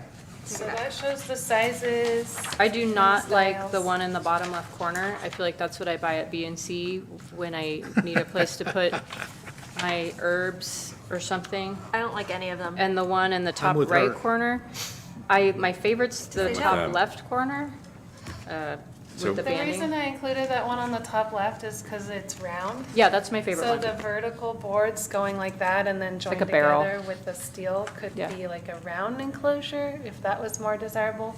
Otherwise, with wood, you're squares and rectangles. If I had to choose that one, I like your reasoning for that as well. Because it looks like a barrel. I think it looks Yeah. cool with the strapping, with Well- the, That's actually. It has a older. historical You just reference. tickled my funny bone today for a Oh, second. good. the real estate I'm office. glad. Yeah, the real estate office. I think that one's nice. First question is, where would it go? That's always. Well, maybe against a wall, you know, where it has a flat element, it's a Yeah. little longer, and then two Well, rounded sides. We keep We're talking moving about away from- maybes. we're moving I'm away from worried about the finishes maybes. to- Yeah. Yeah. Thank you, Rod. The Nothing out- concrete We're, yet. we're moving Yeah. away from finishes. Let's stick with Well, the we're finishes. talking about wood, so that's good. Okay. That's good. Okay, So, now yeah, we're on we're sheet liking the 8. rustic wood. 8. So And here's like a squared off enclosure of one of the planters. Some My different- opinion is that the two on the left look better than the two on the right. the one on the lower left looks better than the one on the upper left. I do not care for the one, the only one I like is the bottom left. Okay. And what do you like about it? I like, and you know what, I could like the one on the upper right too, or the other two if they were weathered differently. I think that that's the issue. I'll say the one on the lower left looks very durable. It does look durable. It's And got the some others- metal the others, components I to promise it. you will fall apart in a year and a half. Yeah. And the ones with the legs, the feet somehow look like Yeah, there's a some- mass-produced shortcut. It looks shabby chic to me. It looks like Something. it should be in Well, a, it's made with reclaimed wood. Let the record show Peter Which would doesn't be like really any cool. of them. Thank you. We can move on. You like that one? we're doing really good So let's quick talk takes. about this one, because I'm hearing everybody, maybe a couple people like it. Rodney, how do you feel about Which one are you this one? pointing to? Bottom Page left. 8, planner sheet 8. Bottom left. It's fine. It's fine. Is it historic? What's fine, all of them? No, she's just asking about the bottom left. Oh. It's an elegant take on It's a on a combination mine of metal and wood. mine Yeah, aesthetic. That was Yeah. that was my Welded. take as well. It's got a timbery look, and from a practical standpoint, it ought to be durable. Does not seem kitschy. I'll give in on that one. Okay. I Oh, think look. one of the reasons it does look kind of more rustic is it's reclaimed wood. So You I know, don't you can get know- that effect really easily by using, what is that? There's that, like, something oxide stain. I use it on my beehives. Citric acid or something. Yeah, and it's also really good for, I'll get it to you, Lisa. I think the metal It's trim is also so something cheap, that too. makes it look Yeah. more interesting, I guess. And it has feet that separate it from the sidewalk surface. Yeah, and then if you think about it, if it was going around a round planter, it would, like some sort of little top would need to be built that was rectangular. So the entire round planter, you wouldn't see it from above. You would see this rectangular thing, so you could Are have, this, oh, sorry. it could be like made out of steel or wood, and kind of, Like a trash can enclosure that. Are there that water? aesthetically makes it like a normal knock-around trash can look yeah, but Cool. it's for plants. pleasing. But Lisa, are there self-watering pots that are square? It's not hard, apparently. There's a few, I haven't found any other good It's the brands. chocolate. Okay, because my thought is, like, we should maximize the amount of soil Maybe. and water if we liqueur could chocolate. fill the space rather, I mean, if we could do a square within a square, I think you maximize the amount of soil and the amount of water as Yeah. opposed to a circle, right? There's a couple of them that are square. This one on sheet 2 is a rectangle, which it would be easy to enclose and would leave that area open. So I think we said we like that finish. Let's keep going. Okay, we can keep going. Yes, sir. Yes, sir. 9. Sheet 9, we're moving into Grass Valley metal planters. with one take on a wood. I love them. This one would be for like the one that's shaped like I that. do not like that one. I don't No. either. I think we Nobody can likes Who knew? Everyone- scratch this page. Yeah, are you too thinking of bad. it I if really it had like a those. different finish and? The taper doesn't feel right to me for some taper reason. Oh, no, that one, Okay. but I love the ones on the bottom left. Core 10. Yeah. It looks, Well, it looks very modern. It's very modern. These are like I'm a Richard fan. Serra sculptures or Yeah, something. I was thinking Sarah, that's what was happening in Yeah. my head. Let me throw something in Richard here. Serra, he's a Maybe from a material standpoint and finish, we kind of lean more towards things that would have been available 100 years ago. Yes. As Right. opposed to stuff that were put together So the- Peter, two that's weeks so ago. flexible. Look at you. I want to get out of here. So So back to my opening I statement. think we're okay with the metal, but the form is very modern. On the upper left on sheet 9, welded sheet with angle iron legs. With the addition of some legs? Yeah, so the corners, I are feel like very those hardwired corners looking. are just a death trap waiting to happen from someone stumbling on a crazy horse. Looks like a Cybertruck. What's your name? Tom. Tom, yeah. So are you essentially Chair. proposing this, but rather than wood, it would be metal? Well, as an option, yeah. Gotcha. Yeah. okay. Metal on metal version of That's fine. that. Oh, with My metal, interpretation of what he was metal describing. edging? More metal. Yeah, but like a piece of corner steel, which might be the mode of joining the sheets. And that would go down to make a leg also? And pull the leg up off the sidewalk to allow for drainage as Okay. needed. Yeah, because I was gonna note that all the steel ones are like flat on the ground. Right, so But- legs allows you to like power wash in there under it. Yeah, it's important. We do have one more agenda item after this. Well, Jeez.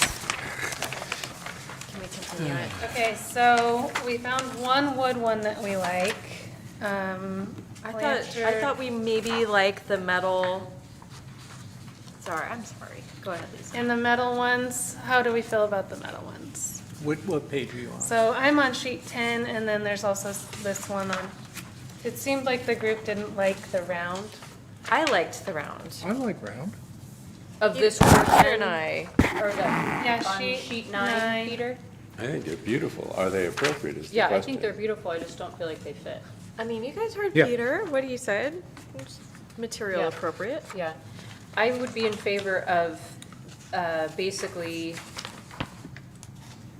sheet 7, top left corner, sheet 8, bottom left corner, and a version of sheet 8, bottom left corner would be metal on metal. Okay. So it would have like was that called an angle iron? Yeah, Yeah, it would be an angle iron frame then backed with like core 10 metal. it's a steel shape, available, Yeah. and that would have a real historic reference. It's anything that has to do with like the Bridge Street strap, strap detail. That's steel strap that you'd get from a foundry. But not across, right? Well, no, I'm just saying that the reason that works so well is because it's such an elemental, it's Building a material, set really. of elemental materials crafted into something, Okay. and that ought to be a guide. Benches? Are we past sheet 9? So perhaps, from what I'm hearing, we're sort of not going in this direction? No. But if it was something like this with the corner piece Right. that makes a leg also? Yeah, maybe. Which is the same as, Same as that other one? yeah, I mean, the it's just a matter difference of is the size. wood is horizontal. Okay. The taper is really contemporary, again, beautiful, but contemporary. Okay, benches. Hay Park.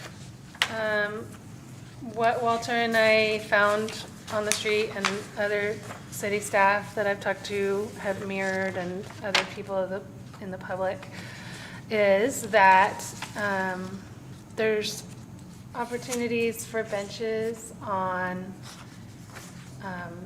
it shouldn't all have to be all, along the curb or all along a building.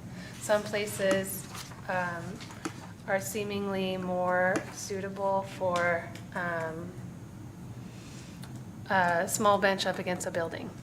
Other places, it could create a really nice feel to have a bench closer to the curb, or two benches, We're moving away from materials. Right. Yeah. The reason I say that is because we have backed benches and we have backless benches. If you're close to the curb, my opinion is that it's a little bit more dangerous to have a backless bench if a child or if somebody was hanging their feet over. I was thinking the opposite. To have a backless bench near the street, so you could sit facing either direction. Yeah. I agree. It would be good when And the it street wouldn't is be closed. interfering with the view. Yeah. That's very true. Okay, that's good input. And it's very, very, very hard to speed going up Commercial Street. It's very small, yes. Yes, So Which is a good thing. yes. you could, like none of these or like a few. I like one strongly. Oh, good. Can you guess? Which I'm one? on the edge of my seat. Upper left? Benches sheet 2, second down from the top on the right. That's the granite. Oh, is that granite? Because I think we could do that really well with oak slabs too, or just wood slabs in general. And I think that would look amazing. Yeah, that's granite, like granite legs and a granite an idea. bench. The granite's fine. I like the granite. Yeah, the I one. mean, I love the granite, but I think it could also successfully be achieved with wood, and Freeport is already doing something similar. Yeah, I just Which didn't, looks I was great. looking for a picture of that, but I wasn't able to find one. But I thought the granite legs with a wood top could be Yeah. functional and, I wonder what would be more Historic. affordable too. Oh, wood. Wood, probably, yeah. You got to build a stability element in it so it doesn't topple. Yeah. And that, the structural aspect of that is a little. yeah, this is a little bit different structurally to install. I also feel like sheet 1, it's kind of obvious, but it goes with our lamp posts and things. It blends with our garbage cans. It, creates cohesion as top left and bottom right as I agree. a match set. Yep. And I What think page are you on now? sheet, Bench- benches sheet bench sheet 1, one, top left, Oh. bottom right. The I tr- do the not tr- like yes. any of the others on that page. Agreed. I agree. Right. My one complaint to those, and I agree, I think that they would look good, is just that this is like one of those small opportunities that we have to like do something that could be historically fitting, but a little bit different. That you don't see very often, and these are like really classic. They're classic and they're lovely, and They're comfortable and they work. Yeah. And they drain, and they're They easy to drain, maintain, yeah, they don't yeah, splinter, they don't have to exactly. be refinished. all right. An aesthetic. Did Walter want to say something? Whatever. I'll wait for the public comment. Many things I wanted to say at different points. Although I will say, these would probably be most comfortable on the shady side of the street because the color could be hot in summer. It's true about all of them, yeah. Yeah, true about all. I'll mention a technical issue is the grade of Commercial Street. Yeah. And the manufactured benches like the ones we all kind of like, the ones that you mentioned, would need Levelers? some sort of leveler. Like the ones that are treatment, out on the streets now. which aren't very good. Yeah. And the benches, because of you go with a slice of 4-inch tubing or a slice of 2-inch tubing, and the That's benches like are it, always yeah. out of level. Yeah. And they look like add-ons. Now, somebody designed a bench at the top of sheet 2 on the right that has integrated leg levelers. Is that you? Is that what they are? Yeah. Legal? Yeah, so they extend out and then are secured in Yeah, a level yeah. position, and it could be redeployed in another location. Somebody. See, the advantage to the granite and wood bench the rustic bench is that you can custom make it to be level. With the stone, yeah. Yeah, good point. That's a good point. Sure is. You could whack an inch off any of the legs at any of the benches. Yeah, they can all be customized. Except you start affecting the design Yeah, on. then you're affecting So the. I'll lead generally into true. something that I haven't talked about yet, and that is at the top of Broad Street on the left-hand side, there was a giant Atlas cedar tree. And when it needed to be brought down Oh, we remember. from PG&E, yes, tree sitters sat there and really tried to not get it taken down. Anyways, we saved the tree. The wood is sitting in the public works yard. So one option is to mill the lumber into something usable for multiple things. It could be considered, but the sort of ugly-ish benches that I showed on page 1, benches sheet 1, was just sort of to show an idea of what could be done with like more dimensional size lumber. That obviously isn't the look that would be desirable. And then same with the sort of simple bench with the steel legs. If we wanted to utilize the tree for that, then that could be achieved pretty easily. I mean, we could also use that tree for a bench like the one that I've been advocating for. Yes. I think would look lovely. Or it could be like a giant boardroom table upstairs. They're making you laugh. That's true. There we go. Or like in here, it could be right there. Making me sigh, really.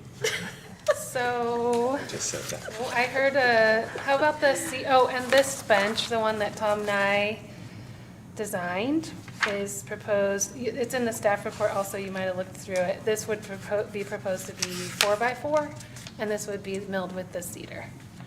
And this has adjustable legs. The wood going this way would keep skateboarders off of it. And then I do think Oh, that so that's a the- fabricated one. Yeah, that would be fabricated. So we would take the tree and. Yep, yeah, I got it. And that would be made out of, again, commercially available shapes, and not necessarily tubing for the legs, but maybe one size of angle with another size of angle within it. So it wouldn't be, the tube is kind of Well, contemporary looking. Peter will remind everybody, if we only have 2 or 3 of these things, it's not going to be it won't be super expensive to customize them if we can, if they're customizable. I like how you talk about yourself in the third person. Peter will remind everyone. So we would see. Well, I like my third person. Yes. So these would be 4x4. So we'd be looking at the sides like this. And, okay. I know a draftsperson who could change those dimensions too, pretty easily, and change the direction of them. With grain. Although that was in response to a concern that skateboarders might grind along it. Yeah, that's a good point. But there are also iron bolt-on things that are applied to concrete walls to also dissuade that and add some character. And delineate who sits where. I'm open to seeing that one developed. I do wonder about the upkeep of something that splinters. You know. Shellac the heck out of it. It wouldn't last nearly as long, which is okay. You know, it might be a 4 or 5 year bench. Except who's going to maintain them? I think that. Not the city. So it's like, then it becomes this, I don't know, thing. The city would maintain them. I mean, I don't think it's that much, I mean, we should talk to Three Forks and see what, like, the benches right outside their front door, what kind of maintenance goes into them, because they've held up really nicely. Those are black oak. Yeah, I think so too. outside. Oh, yeah. I know where there's a lot of black oak available for these benches. Yeah. I do like those. And I think it would also be nice, with consistency. I just think they're really beautiful. And the way it's slotted allows the water to drain. Yeah. And they're sort of nicely brutal, non-elegant looking, Just which is simple. kind of in keeping with the, Yeah. I mean, the mining aesthetic, not to aggrandize mining, but, it's an Yeah, aesthetic careful, we Tom. have. Careful. It's still historic. All right, Oh, let's they keep, were let's, doing let's things. keep going. Let's keep going. Okay, so tables, Okay, Tables. table. Yeah. This Did you say yuck, is Peter? Yeah, that's my comment. yeah.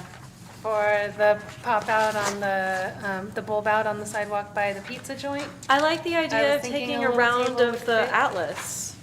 Can we do a round of the atlas? A and live then edge. Yeah, and then pop it. That's kind of what Pop it? this. Just pop it. Oh, just. You know, I think if, it would be an interesting amenity to have something that unique in that location. I feel like that would and look better It in would- it Robinson would- Plaza or something. Yeah, I it would can't- stand out. I can't see it. I, It would I, stand out. can't even imagine a table. Peter right has a there. yeah, but Yeah, what's your butt? Bring it. it's, a table would, either people would flop down and bring their sandwiches or something like that, or they're gonna be near a restaurant and it's gonna favor a restaurant. And if it favors a restaurant, the other restaurants are gonna say, why can't we have them also? Right. So, we could end up with 3 or 4 tables. And if it's not under the care of a restaurant, then it's an invitation for anyone to sort of set up shop for the whole day. Yeah. And And the whole night. if we have, you know, kind of furniture guidelines, finished guidelines for sidewalk dining, my opinion is that the table should reflect that. So I feel like if there's a table to go outside of the pizza joint, that they should provide it. Yeah, I don't think they're ever gonna do that. I don't think so. Yeah, it's Why? either gonna happen because we decide to or, well, I mean, Yep. they don't really need to. There's like no pressure on them to. Their business is fine without a table. And then it's more cleanup for them to do. Yeah, Friar Tuck's built that big thing, and there wasn't really pressure for that either. No, but I mean, that's a dine-in restaurant. Like, it expanded their dine-in options. Pizza joints, like, take your pizza and walk out, you know? I think that the pressures on them are just different. But they do have that little bench outside. And Yeah, and it's always full. It's always There's full. always someone sitting there. On the weekend, there's lots of people sitting on the curb. Definitely a need for some seating. I just don't see them Midweek. wanting to do anything extra. Lisa, is it part of the overall plan to reconsider what's next to the Bank of America building, the district attorney's office? So what's there is what will stay. I think that's an important consideration too, to try to create something that flows together with what's already there. I really like those benches, but they really fit more with that building than they would, I think. Yeah, but they're innocuous and comfortable. They're They- big. And then they don't really say a lot about themselves, which I think is good. I feel like they look like the black ones on that first page, don't they? I thought No, they what were do they like look a like? big chunk of something. No, they look more like the big one that chunk, Tom drafted, exactly. if anything. I don't know. The back on them? I just thought they were sort of, Oh, right. Yeah, they're like this I can't big, remember, maybe, so and that's that right, means yeah. they're invisible. Yeah. I don't know, Yeah. they, Yeah. they Remember. look, I don't like them that much, honestly. They No, just but look- they're just an almost invisible place to sit. Which is remarkable because it's such a beautiful spot with all those Japanese And the maples. sidewalk is wider than It's anything huge. there. Yeah, I feel it's- like that would be a better place for a table. Why can't that be considered? It's just not part of the project in its current design, but it potentially could be. Is that still Commercial Street? Yeah. Yes. Okay, well, I Are There the it propose, is. I propose that all of Commercial Street is, you know, considered it holistically. And we own the sidewalks no matter who's in the building. Yeah. Are the benches the property of the city? I don't know the answer to that. I'm not sure. They're- A lot of ice cream gets eaten on them, And pizza. Yeah. and pizza. This is them, Peter. Oh, there it is. Yeah, I was Let's just see it, pulling let's those see it. up. Good for you. Oh, yeah, so lovely. So, Absolutely nothing. They're, It's very they're nothing. municipal. They're They absolutely look Very nothing. plain. Yeah. Very Yeah. municipal. I mean, it makes sense that they'd be in front of what used to be the Bank of America, right? Like, Well, or just the How'd area you that get the that building picture? was rebuilt. It looks very Google 80s. Street View. You what? I'm kidding. Yes, and then the other thing about the table by the pizza joint is the design guidelines call for are for patio tables and chairs, and we can't really do that if it's a permanent installation. It would need to be the chairs would need to be, bolted to the ground or integrated with some sort of frame. So, I looked at options like this, which is not that aesthetically pleasing, but maybe it would be if the table was made out of materials that were interesting, like wood or steel. And then I also thought something like this, these little stools could be kind of clever. You mean just wood stumps? Like milled wood, chunk, 12 by 12 installed with an L bracket to held in the same place. So. I like that idea. I'm not feeling the need for tables in That's how general, I so- feel, I can't see Yeah. it, so I don't- I personally would Hence the love it if you workshop. didn't propose it at the workshop. Yeah. Like, don't say that we want to put a table here, that would be my opinion. think- I'm not commanding you. Do we have consensus on that? I think benches are just more flexible and, Not wanting a usable table. more of the time. Benches and trees or I think tables are problematic for the reason I said, if they're not being maintained or are the territory of a related business. Right, who then- picks up the garbage, who does the what, yeah. Or who gets somebody who just won't leave, to provide room for more transient, uses. I see that happening in Robinson Plaza, certain people setting up shop for hours and hours and hours. And if there's just one table, then it's taken up by Competitive. one, not squatter necessarily, because that's got cultural freight, but, just somebody who just wants to be there all day. So I With think their we're good. backpack and their, and who else is gonna want to sit there? Yeah, I guess, but that's like, I mean, I hear you, and also I think that that's what happens when you put places to sit in a public place, and it doesn't mean that someone's going to live there. It's just, I guess what I mean to say is I want to be careful about the conversation that prevents people from sitting for fear of sitting too long. Right, it's just the table is so very attractive to, and it could be more of a, like, a cultural problem than it is a cultural solution. You going, Peter? I'm getting ready to go. We're almost finished, right? There's another, Can we continue the People to see, lighting things to do? conversation? It seems like a longer one. Yes, we can. and it's a preliminary discussion, right? Yes, the last thing that I was hoping to just get any initial feedback on, I know this is kind of a harder thing to imagine or think about, is that we'd like to have a Nisanon commemorative feature integrated into the design. I like that.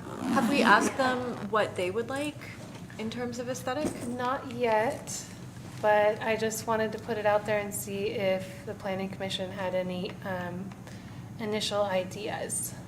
I think the stone elements are both really nice. Maybe the bulb out down near the Bank of America on both sides, maybe that's a place for, The bulb out where? with, you could, where it narrows On both down. sides of the street? Yeah, Like we're already talking about putting tables? no, Not by the pizza if joint, we put though. a memorial there for Nisanon, that would be a spot for. I think that this Okay. is a really sensitive issue, and it should really be coming from them, where the placement is and how it is. Yeah, they will. Okay. And it should be its own thing, Yeah. too, and not just like a pattern carved into some piece of utility, I think. Yeah. That's my thought. Okay.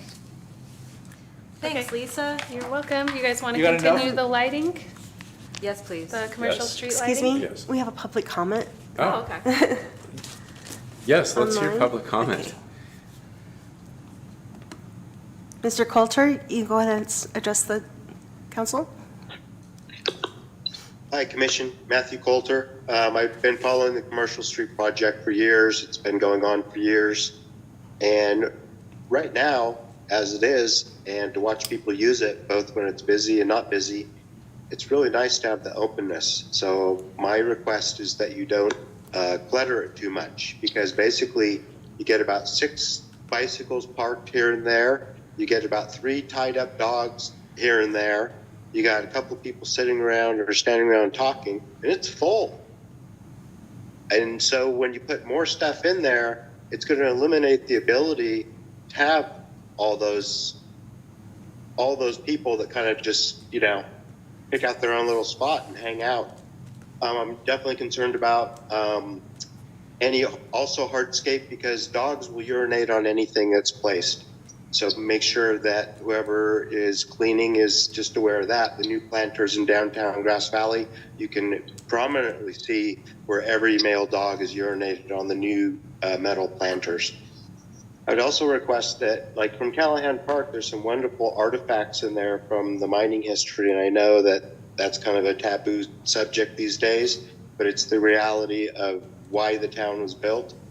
And if some pieces could be repurposed, instead of buying new prefab stuff to place along the street, that we could repurpose older things that are laying around here and there, and probably even in the public works yard, that would then tie Callahan Park up Commercial Street to the stamp mill at the parking lot on Commercial, then across to the artifacts in front of the Miners Foundry, and back around, to connect these little areas. And you mentioned trash cans on Commercial Street.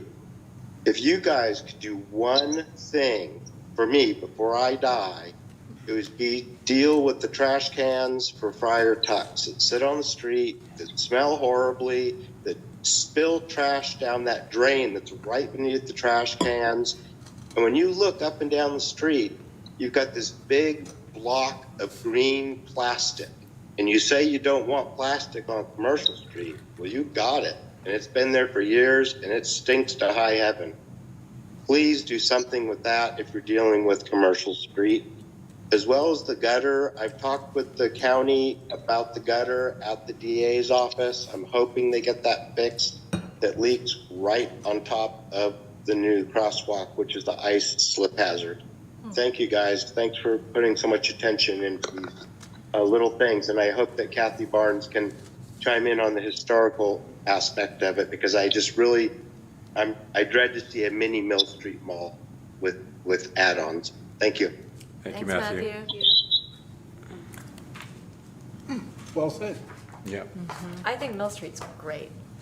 It is for It Grass is. Valley. It is. It is great for Mill I Street. want to turn the Yeah. entirety of Nevada City into Mill Street. I don't love it. Pay me for mayor. Okay, I have a few We're announcements. going to erase that tape. Few announcements, people. Thanks for bearing with us here for a long meeting. Mr. William Falcone, he has worked for some capacity for the city for over 50 years, 52. He was honored at our last city council meeting with a Lifetime Service Award. So if you see him, give him a hearty hello. If you like town, which I know we all do, I think a lot of that is thanks to Bill. Over the years, his commitment is pretty unmatched. I already told you about the workshop on the 9th. Our next regular meeting is on January 19th. And I am now your permanent city planner. So thank you for your support. And with that, we are